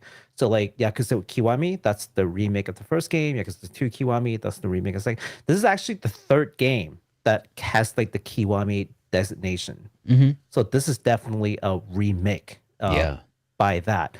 Yeah, so this game is coming out in February 21st next year. Pre-order is available, although I don't see any pre-order for the physical edition yet. Sega, don't fail me. I swear. I Oh, swear, they Sega, probably if got you your don't, back. if you don't let us pre-order physical version soon, I'm going to I'm gonna have some choice words with you on Twitter. Send a complaint letter to your Hey, headquarters. Sega's been doing good by fans lately, and I'll just say as of right now, We'll see. I'm feeling hopeful. We'll see. But yeah, the interesting, and here are the things to all the fans out there right now. And I don't know if I've talked about this on the show, but I've definitely talked about it on the stream. And that is the changing of leadership in the RGG studio, which is responsible for the Yakuza games. I think ever since the leadership changed, like people have been kind of like concerned about like where the direction is, because like the person who is heading the studio has been there forever, right? And it has kind of taken Yakuza to this height. And then with his leaving and joining a new studio with NetEase, which not welcoming news in my book, that leaves a lot of people to question what's happening. And I think the first thing that they're doing is reversing the decision that some of these games are too modern for a Kiwami make. Case in point, Yakuza 3, 4, and 5 were made in PS3. We got a remaster on it. They, in my opinion, they don't look good at all. They don't play good. They don't look good. But according to the previous head, these are modern enough, and they didn't feel the need to make a Kiwami version. But here we are with Ishin, which is a PS4 game. And not only did they not just like localize it and just like push it along and just let's just profit from it, they actually are taking the time to remake the game. Wow. And then releasing it in the West. So I think that's kind of listening to the fans. Like the fans been demanding it for a long time, and I think they're taking a new direction. So that's the reason why I want to talk about it, because I'm like, I don't know if people know about these things, but that's what the show is for, right? Yeah. So I am 100% in supporting in them in doing this. Them changing it from Yakuza to Like a Dragon, that's like another like direction. Like they're rebranding this thing, so it's like, okay, not everything has to do with Yakuza. Like a Dragon is the title. Was Yakuza 7 part of that change as well, switching to turn-based? I believe so. Yeah, it's because the original, I think I've said this before. I'm sure I did, but like the title Ryugaku Toku literally means like a dragon. So then Yakuza 7 was Yakuza like a dragon, and then from that point on, it's kind of like, let's just completely rebrand it. Just get rid of the Yakuza moniker. Let's just call it Like a Dragon, because that's what the Japanese name has always translated to. And I think it works. I honestly like the sound of it. Sounds like things are turning around a little bit differently in a positive way, making some fans happy. Well, we'll see, because Ishin will truly be, I think, the first game that does not involve previous leadership, because even Yakuza Like a Dragon, which is kind of funny that is the transition game, and that's the one with the see, isn't that kind of funny how that works, right? That still had a good amount of influence. Like that was pretty much the last game from like the previous leadership working with like the new leadership, kind of like shaking hand to pass it off. Ishin is going to be the first game. So depending on how that plays, we're going to see whether or not they're succeeding. And in fact, based on another article that we read, there's another game called Kenzan in PSP that has also never been released in the West. And they were basically saying, look, if Ishin sells well, we'll consider remaking that one too. So there's a lot of things to look forward to as a Like a Dragon fan. So just to throw that out there, and also to try to convince Derek to play Yakuza Like a Dragon, because it's a great turn-based game with job system, and we think he should play. Didn't I mention that was going to be after Trails 1? Like, did Trails the Cold Steel? I don't think you have, because did I say that or not? Or I can't remember what I've made promises about. Are you saying it now? Are we getting a confirmation? That's not what's going on? I need to set it in stone at some point, but it's either that or Final Fantasy 14. 14 can wait. Wait, 14? Yeah. You playing MMO now? You I could don't do know. both. So yeah, I mean, I do have to alternate my way through the Cold Steel series, and those are two games that I'm planning on doing a little bit of. So Oh wow. we'll see what happens, but no promises yet. No promises yet. I mean, honestly, Well- nothing is set in stone until I push start on the controller, right? So Basically. Well, guys, everyone who's watching the show right now, you know where to shame Derek. Head on over to twitter.com/super. hey, don't shame me. You should reward good behavior, okay? So shall I move us along to the next section here? Yes. Or was that please. everything you had? Okay. So Marvelous, and Exceed Games have announced, or released rather, an English trailer for the coming-of-age turn-based RPG Loop 8: Summer of Gods. Yes. This game will follow protagonist Nini, and I hope I said that right, Nini, I hope and so. his classmates. It's either Nini or Nini, and I hope it isn't every time I Nini. see that name, I question whether or not did I I mean, type his name wrong? Like, are you sure I know. this is the right name? Well, this is like the 6th time now, so So- I'm pretty sure that's what it is. So the game Yeah. follows the protagonist Nini and his Mhm. classmates as they try to defeat the demonic entities known as Kegai, who have forced humanity to the brink of extinction. Yes. You want to take a look at this official trailer? Let's do it. Fantasy violence. The other one's real violence. This one is fantasy violence. Mm. Big difference. I So think this that one's the means English it's like trailer. violence against fantasy creatures or something, Right. as opposed to like other humans. Actual, yeah. World where humanity faces extinction at the hands of otherworldly entities known as the Kegai. Oh, Kegai. As a Kegai. new arrival in the rural town of The Ashikaga, Kegai. relive August The guy who over shows up with the beer. as you fight on the front lines against the Kegai. Poor guy. But fear not. You have the people of Ashihara on your side. They can help you. The face person is saying toughest Ashihara, so I think That's I a would good defer point. to her pronunciation. This Yeah, time. you're probably right. This game's characters Oh, are that was Benny, into an emotionally and then driven I hope the known Jets as show up. the Corral system. Just Yeah, like so real people, the their Corral wills and system, we talked about desires it. So that's Yeah. like basically the central system in the game where whenever you interact with your classmates, depending on the choices you make, and like it's a whole bunch of things that you have to like consider. leave the bad The with game It's all up to plot you. changes and the level But remember, changes and like the all bonds kinds of you things forge changes. will change the Yeah. fate of I don't the know world. how it This changes. game I'm of still battle system interested to doesn't see. follow ordinary Yeah, RPG Loop 8, conventions. man. I'm gonna need to ask Exceed about this too You if they get draw back your to me about greatest Trinity strength from Trigger. Everyday relationships. Sounds fun. Not Exceed, just the call bonds you share, but also from the bonds shared by other characters. This time, you failed to act as a team. You took too much damage and paid the ultimate price. Use your unique power, rewind time, and strive to improve Oh, your that's cool. relationships. You can rewind time like in combat, like back a couple I turns. don't know. If that's the case, this must be a pretty tough game if they expect you to have I to think they do rewind to use expect it you as a to die a mechanic. couple of times.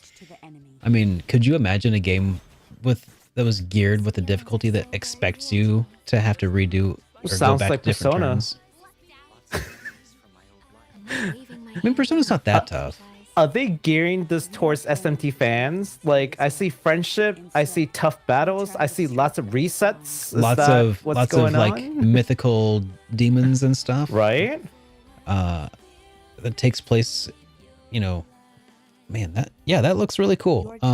I do think that they are aiming for that demographic of Persona fans, which is good because I mean, there's not enough there's not enough games that are delivering the way that Persona does, right? Mhm. There's Yeah. that very specific feeling, and I think that's left a big opening, and I think a lot of developers are aiming to kind of fill that niche because you can't wait 6-7 years between Persona releases with nothing, right? It makes sense to Yeah. fill that gap. Yeah, absolutely. So yeah, I do recall that this game is a little bit like Higurashi, where like you have to relive like a certain time. Like when you fail, you have to kind of go back to Yeah. a certain point and like just relive those times. So like it's an interesting concept. I don't know how it's gonna work in an RPG. Will it be like an NS8 situation for all you Haruhi fans out there? You know what I'm talking about. It's like it's Oh God. fun in concept, but like terrible Yeah. execution absolutely kills the series because it's so dreadful. Oh, I lived you know. I lived through Endless 8 in Jesus. a go. But if I had to watch that like 1 week at a time, I would like stop watching for sure. Yeah, it's just like, didn't I watch this already? Like, why am I watching this again? Yeah. Yeah, but if executed correctly, I think this could be, a kind of a game changer for RPG because and I am particularly interested in this game because like they were saying, this is not like a typical RPG kind of progression. Like this is kind of different. There are no levels. Mm-hmm. You don't grind to level. That's not what you do. Like what you do is going through the relationship, making the choices, and then people's relationship that bonds, that's your strength. Yeah. So it's literally the power of friendship. I kind of dig it though. I'm looking me forward. Too, so like, I'm looking yeah. forward to trying something different. Like break the JRPG mold more often, guys. Yeah. And if you want to see things eventually change for RPGs, like for the better, you got to experiment and you got to support the games that do. So keep your eyes peeled. That's correct. That's correct. We're not saying change has to be great, but experimentation, man. But experimentations is definitely necessary and should be encouraged. For sure. Yeah. Don't be mean about it. Even if it sucks. Even if it sucks. Got to break a don't be few mean eggs about it. to make an omelet, right? Yeah. Yeah. So by the way, the release date, I'll cover this real quick. The release date is March 21st, 2023 for PS4, Xbox One, Switch, and PC. Good. If Amazon is to be believed. Because I pre-ordered the game, which by the way is out for pre-order, and I pre-ordered it and it says it's available on March 21st, 2023. Okay. Now, if Amazon's wrong, then spring 2023 is the official announced date from Exceed. So if that's wrong, feel free to blame Bezos. Yes. All right. Don't blame Baku. Yeah. I'm just telling you what I saw. All right. All right. The next game I think is extremely interesting. Here's another interesting title, and it is not a JRPG, but I do want to talk about it.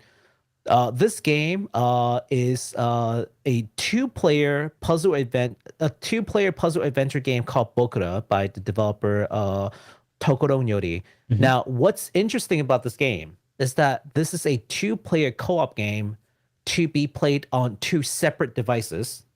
Okay. Local or over a network?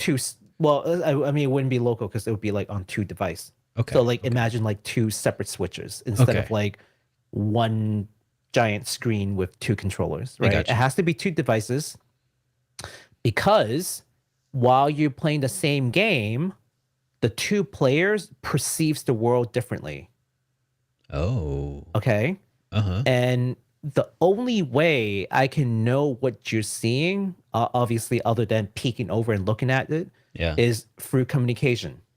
Okay. I see. And this game is available over the internet because it's on Steam. So I could be playing with you. I won't see your screen, but I'll be playing it. And then we would be at the same map, but you would see the map completely different. Like the aesthetics, everything's different. But we're playing the same game. We're trying to solve the puzzle. We're trying to help each other get through this whole thing. That would be really fun to stream together sometime, I bet. I think it's a very interesting concept. Again, whether or not they can execute it correctly, we'll see. But let's continue to talk about it. So the two players will see two different worlds. Players can share what they see with their partner through conversations as they tag team to progress through the side-scrolling adventure. I think probably better just to show you what this thing looks like than to just talk about it. So all right. It sounds kind of meta, about perceptions that, different perceptions of reality, and you have to communicate to bridge the gap. I think it's definitely there's some kind of meta statement to this, and it's in Japanese, but don't worry. The Steam version says that there will be full English subtitles upon release. So Oh, gross. yeah. So you might see robot. So this is one perception. You see this like kind of like robotic kind of reality, Sure. and then this animal people kind of reality. It's the same world, as you can see. Like they map Yeah. 1-to-1. Uh-huh. It's also a little bit dark. I saw like one was like a rusted down piece of machinery in the background, Weird and the other was corpse. like a corpse of a deer or something Yeah. with flies. Oh, But yeah, creepy, but cool.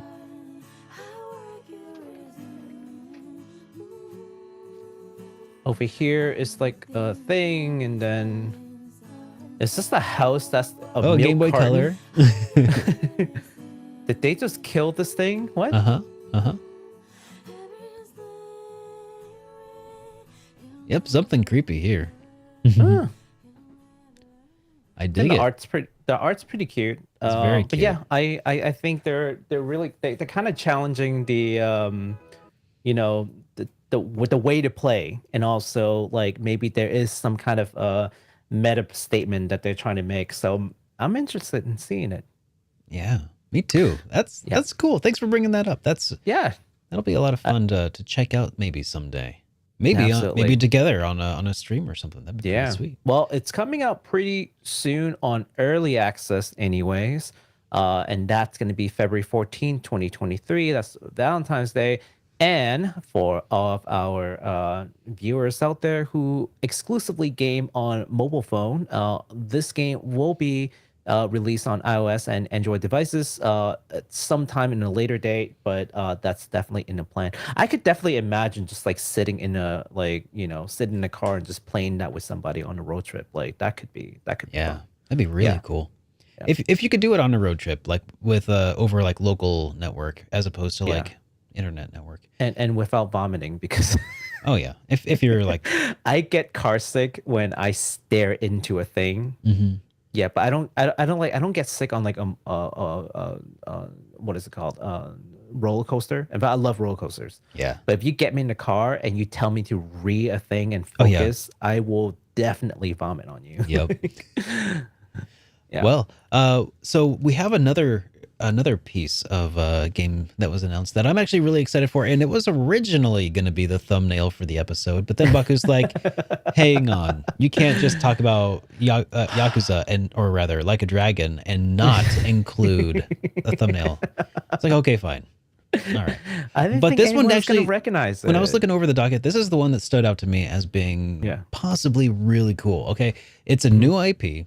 And it's gonna come out. It's not coming out for a while. 2024. Set your Yeah. expectations in check. Okay. Yes, please. So this one's coming from Fahrenheit 213. They just announced a new side-scrolling roguelite RPG called Tsurugihime. Tsurugihime. Yeah. Tsurugihime. There we go. Third time's the charm. So several Fate, Grand Order, and King Hearts and Dissidia developers are behind this. Kingdom Hearts. Kingdom Hearts, yes. Yeah. Kingdom Hearts and Dissidia Kingdom developers. Hearts. Yes. Yeah. Sorry, gotta put the dumb back in Kingdom Hearts. Not the knockoff King Hearts. Yeah, That's So Kingdom Hearts developers and Dissidia developers and Fate Grand Order developers are behind this brand new title that will have players decide on how the protagonist will spend her 100 days before the final battle. You can fight enemies, you can get stronger, or do absolutely nothing at all and just spend that time resting in peace before whatever happens. Yeah. But sounds kind of like an interesting concept, and it looks really pretty. So let's check out that trailer. Yeah. And whatever you do will basically determine how the game plays out.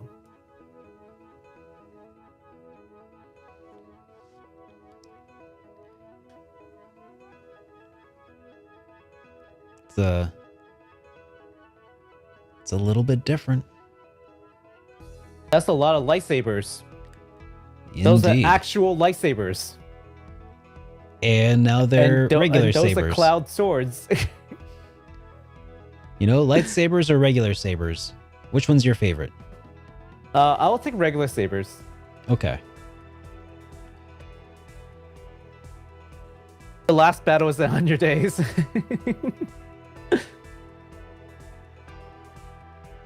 Craft, in parentheses, the ending. Craft the ending. Oh, that's their sell point, by the way, according to them. So you will craft the ending. You can craft everything. Wow. Okay, so yeah, it's hard to make out much of what's going on here with It's this a trailer. lot of yes. It's a little. I think they're still in annoying, the very early but yeah, stage. of course. So they're still yeah. they're still over 100 days, over 300 days. It's in the fact. RPG that crafts fate.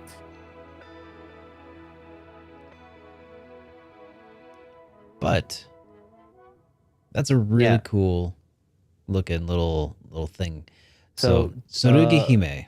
Yeah, so Tsurugihime roughly translates to sword princess. That's the reason why there's like so much sword like motif going on. Mm-hmm. Yeah, just in case anyone wonders why that's the case. Okay. Yes. Cool. Well, so yeah, that's coming out, like I said, in 2024 for PC via Steam. Probably other consoles too, if I had to guess, but it's just probably too early to say. Yeah, it's way too early to say.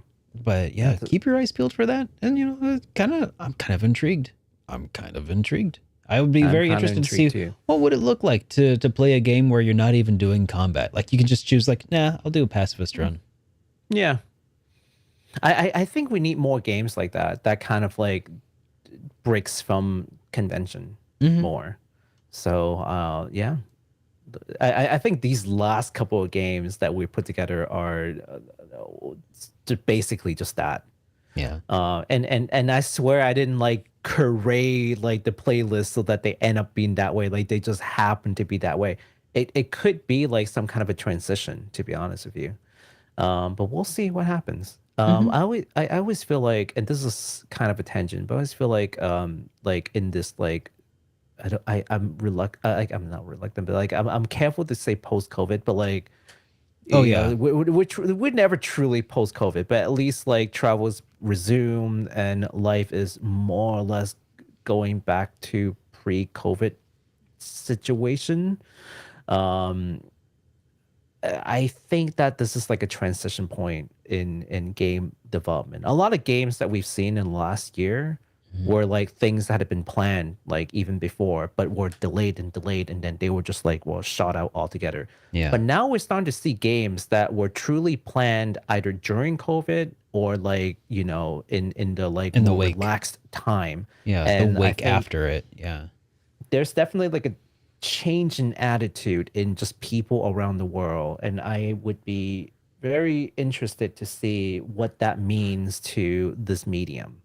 I know that got really philosophical out of nowhere. No, but- I appreciate it. I think it would be crazy to think that something that affected the entire world so broadly and irreversibly in some ways wouldn't leave an impact on cultures across the globe and how we interact. So yeah, I would hope to see changes, but I don't Me know what they too. would be, but we'll see. me too. We need things to shake up a little bit, and some of the changes are not going to be good right off the bat. Maybe it takes a couple revisions. So yeah, everyone should just keep an open mind about the innovation to come when it comes to like concepts, like these conceptual things from these games. But speaking of challenging new conventions, let's talk about industry news, and let's talk about a game that I said that we're going to talk about later, and that's Yeah. Digimon Survive. Did you know No. that okay, well, you didn't, but did you know that Digimon Survive sold more than 500,000 copies since its launch in July, according to Bandai Namco? Really? Yeah, no, and that actually, I was first of all, That's surprising. That's more than I expected. 500,000 copies is nothing to scoff at, especially when it comes to something that's I mean, yes, it's Digimon, it is known, but it is It's a game Digimon it's not just Digimon, which is niche, but it's also Yeah. a tactical RPG, which is Yes. niche, and it's Right? also very heavily like visual novel, novelty. which is Yeah, also super niche. But it yeah. Cool. And yeah, and it sold 500,000 copies. I mean, for reference, a lot of these like top selling games, we're talking about maybe like 1 million, 2 million, right? And that's already Yeah. like pretty good. 500K for a game that would like no one really expected to do well. And even afterwards, like critics hasn't exactly been kind to it either. mhm.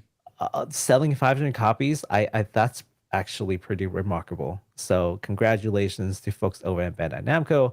And also, I'm guessing Black Friday helped because it was $17. There is that.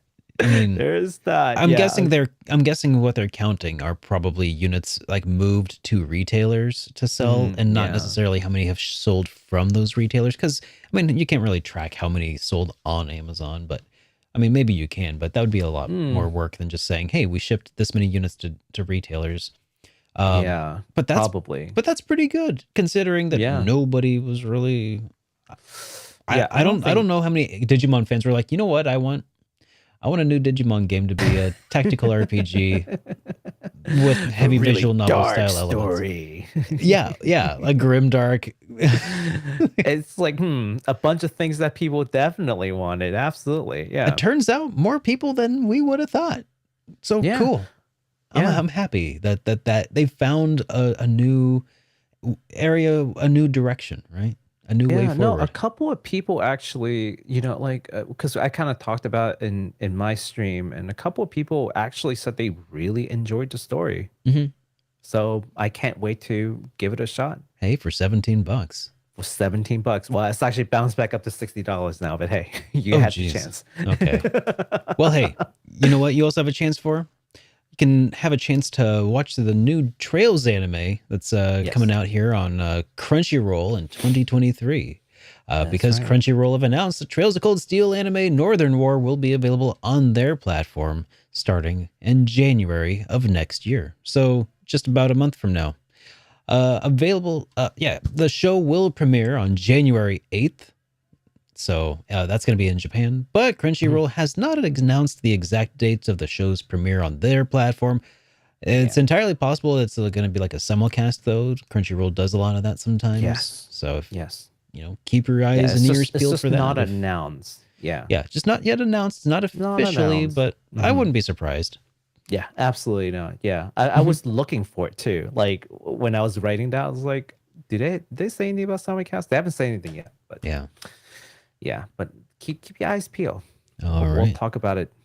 All right. So this last piece is going to be fan and community projects. We haven't had one of these in a long time, and I'm kind of excited to talk about it because, I mean, truthfully, this is one of the most important RPG in the world, and that is Pokemon. Whether or not you like to consider it an RPG or not, it is most definitely a JRPG. And also, what happened to our screen? Oh, nothing. Oh, we're back. Oh, we weren't gone. I was looking at something.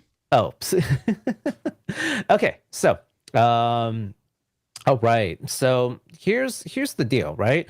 So, this is for anyone who's been keeping up with the news. I know it's hard to keep up with the news when we're not doing this HitPoint podcast. I know, but if you had been keeping up with the news, the release of the new Pokemon Scarlet and Violet has been, let's just say it's been rough.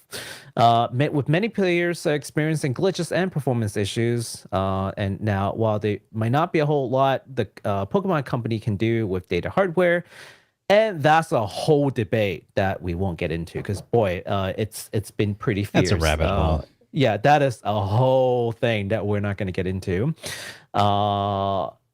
There is one thing that fans have noted that could have been added to enhance the gaming experience, and that would be voice acting, which is definitely painfully missing from this game, and also like Arceus from this massive franchise, right? Billions of dollars, the absolute biggest JRPG franchise. No voice acting. Why, right? So to demonstrate the impact that voice acting would have made for the game, a voice actor named Joe Gaffney had asked his fellow voice actor friends to do some lines for him, and he made a comparison video that we can watch on Twitter, which we should definitely watch because I saw you loaded the YouTube one. Actually, we should I was actually just thinking about maybe we shouldn't watch it because I was gonna say one of them has spoilers for sure, and also, yeah, maybe just if this one's a compare. Well, so the one for YouTube is I think we're okay with watching a little bit of this. Like I think this one is okay. I do think this one's okay.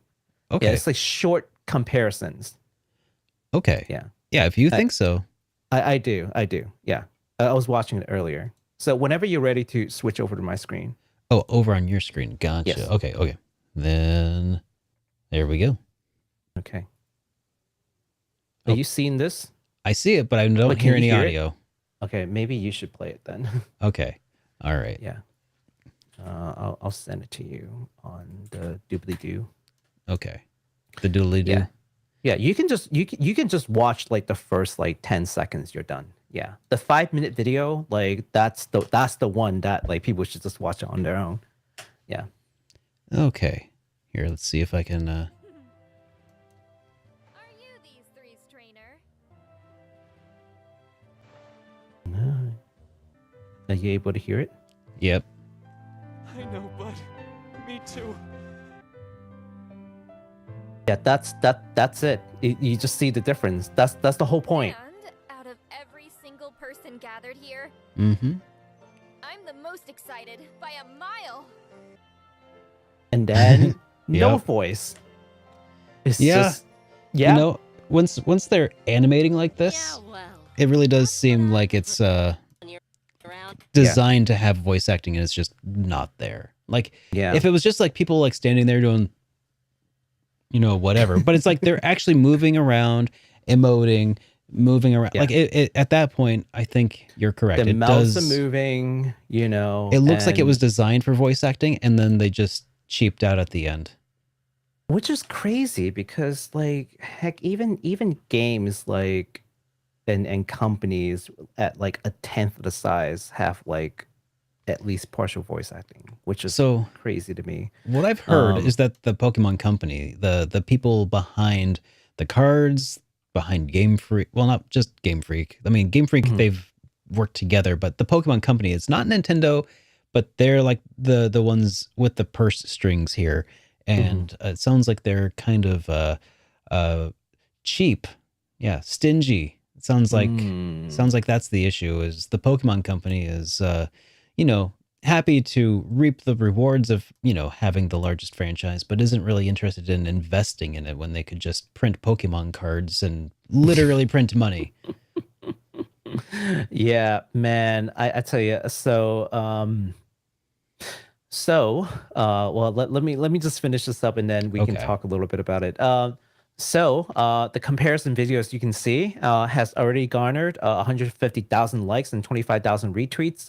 If you read the comments, I think most people agree that, like, yeah, and these are professional voice actors, by the way. They're not paid. They're fans, but they're also professional voice actors who did the lines for free, just for as this a little, proof of concept, let's say. Proof of concept, sure. Yeah, and you can already see the comparison was just like, wow, like it could have been this. Are you crazy? Like, and there is a full 5-minute videos that you can watch, and where he goes by Dr. Bonehead, Joe Gaffney.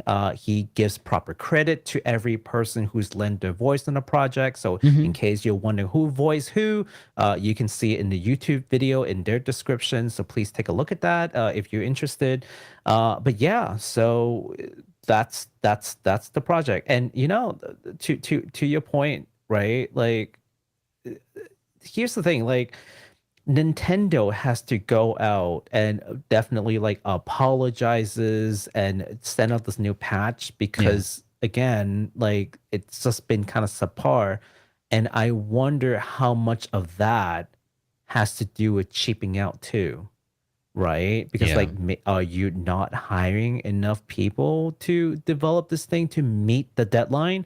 There's a certain deadline, and maybe the deadline is not reasonable, but in project management, there's a thing called the triple constraint, right? And you can apply it to games, right? The triple constraint is quality, is time, and is money, right? Pick two. Resources. Yeah, you pick two, basically. Yeah. And so obviously there's a certain quality that we expect, right?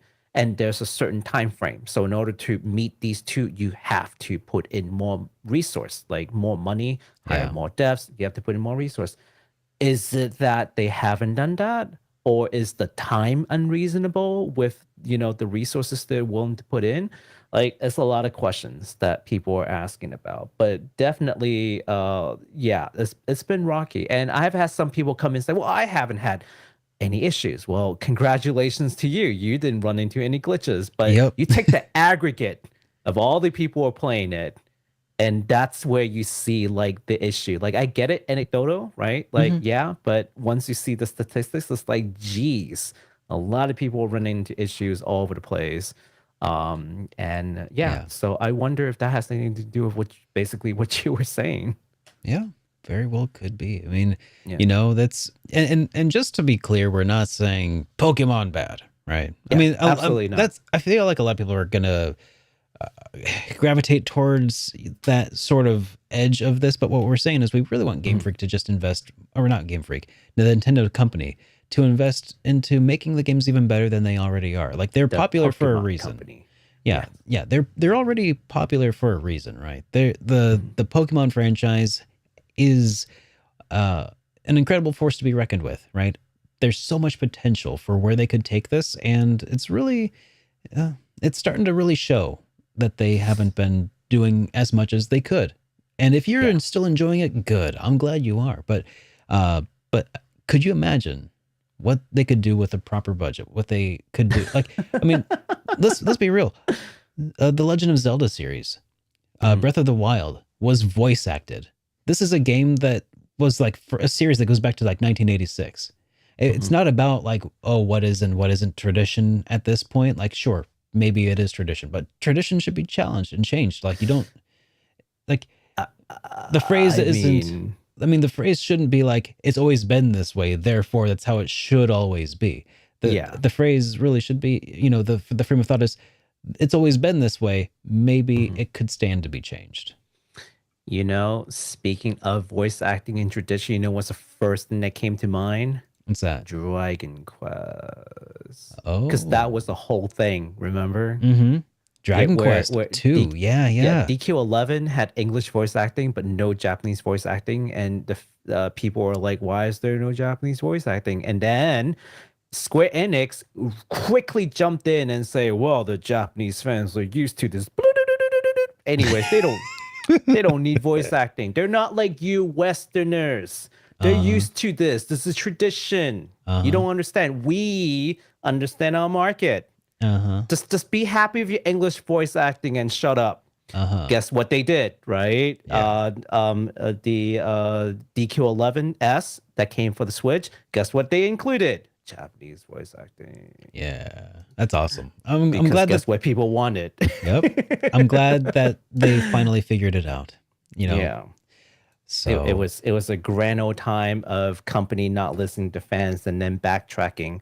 So we'll see if this is something that Pokemon Company would budge, among other things. All right. Well, all right. Hey, so we have a few new super chats and things to go over here now before we wind down for the day. Oh, and I should probably switch my section marker here. All right. Your section marker. That's right. So that Freddie can do his job, which, by the way, thank you, Freddie. Oh, yeah. Huge thank you, Freddie. Timestamps. All right. So leading things off from Shenzhen, we got a new channel member. Thank you so much. For anybody who doesn't know, channel memberships here within YouTube get you early access to my episodes of the game collection, access to high quality downloads of those videos in the Discord server, as well as access to, other stuff that I try to do to make it worth your while to be a supporter. So thank you, Shenzhen. Very much appreciated. Thank you. In addition, we have a super chat here from Francisco Lira, who says, I started playing the Trails series recently, and it's cool. He said, what are the RPG franchises that you never touched before but really want to get into? Oh, jeez. Oh, boy. Like a Dragon. RGG. Yep. That's the one. That's it for me. I'm sure. Yeah. Mm-hmm. Okay, from 1 to 10, how excited are you actually to play it? I'm like a 7. You're a 7? Wow, that's higher than I thought it would be. It's legitimately like I'm very curious about the game. I wonder if the story might be a little heavy for my tastes, but I feel like the gameplay looks like it's going to be right up my alley. I've really wanted to get into it. I mean, I think you would definitely like the gameplay for sure. Oh yeah, and the humor world in it, and the world, yeah. Being able to explore, modern day Japan would be pretty dang cool. I got things to look forward to for sure. The chat, you gotta hold on. You gotta hold this man accountable. Okay, I can't always be here, but when I am, I'm with you. But yeah, before that, I will say that the Trails series had also piqued my interest. A couple years ago, I played through Trails in the Sky FC, and then a couple years later, I'm on like the 6th entry in the series. So, yeah, it's been a wild ride. Number 3 for me on that one. So I can't say Trails anymore. I couldn't say Persona because I played P3 and P4. That's right. I can't say El Telier because I tried that one too, and I got into it. That was fun. A RPG series that I have never played, but I may want to try to get into. It's tough, right? Have you played any Breath of Fire? No, but I also have no desire to play it. See? And anything that I had desire to play, I had kind of already. Oh. Grandia. Oh, yeah. Grandia. I've never played Grandia. That's a good choice. And that and Lunar. Oh, yeah. No, those are games that like people repeatedly told me like some of the best games they ever played. Some solid Game Arts titles for sure. Yeah, and they're titles that like I just didn't have access to growing up. And then once I became an adult and I have a way to get the game, it is just through emulation or unreasonably priced hard copies. Well, I'll have you know that you can currently play Grandia 1 and 2 on Nintendo Switch. Yes. So and along with that, Suikoden is another one. I just thought about it. It's like Suikoden is another one, which is coming out, right? Yeah. So right. those would be it. Suikoden, Grandia, Lunar. I'm waiting for Lunar to get like a remaster somehow. Like it's okay. Lunar is the prime like game to get a remaster. Like what's going on? Like who holds Lunar? I think Gunho does. Yeah, I think you're right. Gung Ho Games does, and they put out like a poll a long while back, like saying, "Hey, what do you guys want us to do?" And then we're like, "Hey, give us Lunar," and they're like, "Bye." Like I haven't heard anything from them since about it. It's like, come on, do it. We're not holding our breath. But yeah, Lunar.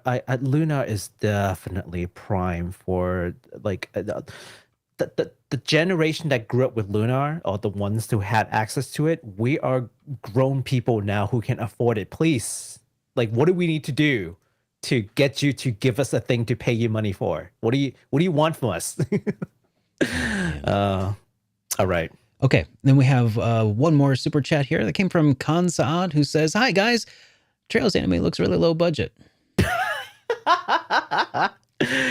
Oh boy! Ooh! Oh boy! Oh boy! What do you think of that?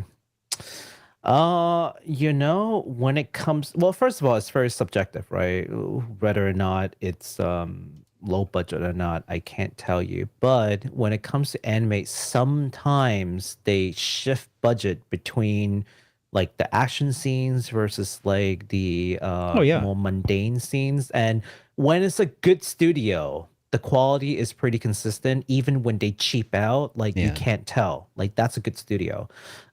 So I don't know if it's that they are just low budget and low quality, or they just didn't do a good job hiding that, because there's a lot of tricks to like if there's a couple of videos on YouTube that I thought were really good at explaining like the little tricks in condensing the budgets on scenes that you wouldn't really care about versus like the high octane action scenes where you cannot skip your budget on because there's just so many frames of things you need to do, so much work. So I wonder about that, and I won't know until I watch the actual anime. Like, I think from the clips, that doesn't tell me enough.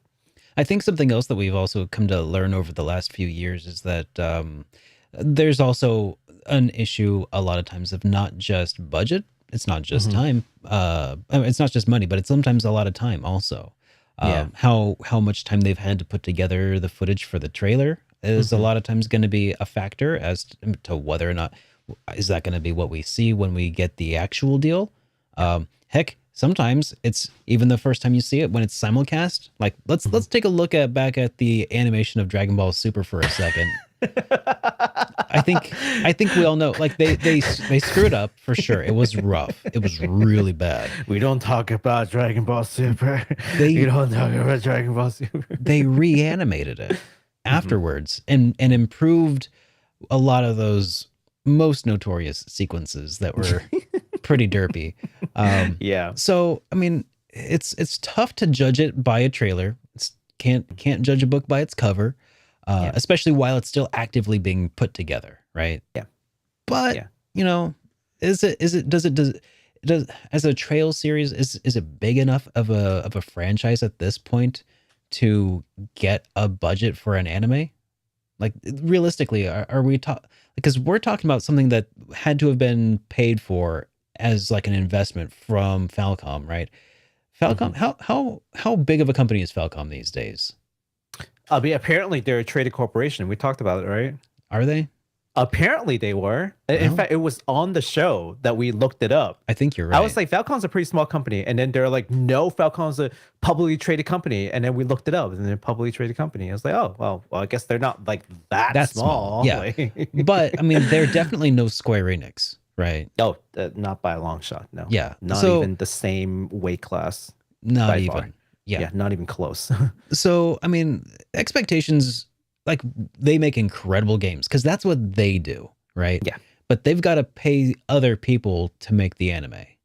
And I wonder about that though, because it might be a joint venture with the animation studio, which is Tatsunoko, which is a long-standing studio, not like a fly-by-night, oh, we just started like 2020 kind of thing. Like they've been in business since like the 80s, I think.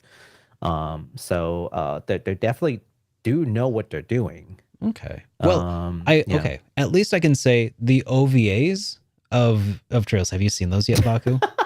I don't know who made those, and I've heard funny stories about that. Someone came to my stream to ask me if I would watch the Trails in the Sky anime. And I was like, first of all, there's the Trails in the Sky anime. I didn't even know. And then they're like, oh yeah, it's you can get the OVA, yada yada, and it costs XYZ dollars amount. And I was like, well, was it good? And they're like, eh. I'm like, so you're asking me if I want to pay money for something that's eh?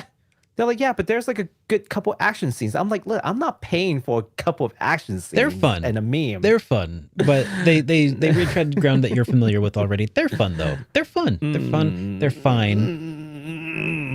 But I will say that, I mean, for OVAs, the animation quality could have been a lot better. Because Falcom, they might be publicly traded. Doesn't mean that they're a big company with a bunch of deep pockets. So anyways, long story short, I'm going in with low expectations, and I'm just going to be pleasantly surprised with whatever I find, I think. Yeah, and hopefully they really knock it out of the park. If Tatsunoko is involved, if it is a joint venture, it could be really good. It could be. Or I'll it just say this. Okay. I think, and I don't know why that's the case, but I think for the most part, game and anime tie-ins typically generate like lower quality works. Either ways, either anime tie-in game or game tie-in anime. Like for whatever reason, they typically don't produce very good. There are notable exceptions. It's probably because of the additional constraints that are involved that of each medium that each producer is probably not super familiar with. You know, possibly. Yeah. I don't know. There's probably some reason for that, but yeah. At any rate, Baku, before we wind down, did you have any final thoughts that you'd like to share with the followers, the viewers here? Yes. Support Like a Dragon. Get Derek to play it. Get him to make a video, and just maybe we'll get more Kiwami games. All right. Well, I will say, if you guys enjoyed today's episode, I hope you did. If you did, please give us a like or leave us a rating on whatever podcasting platform you are currently enjoying this on. And I guess we'll just see you guys. You know, I think we're going to aim to actually have a podcast next week. So, yeah, we'll aim for it. But the holiday schedule may change again, so keep your eyes peeled. And we'll see you guys in the next one. Have a great rest of your evening, everyone. Good night.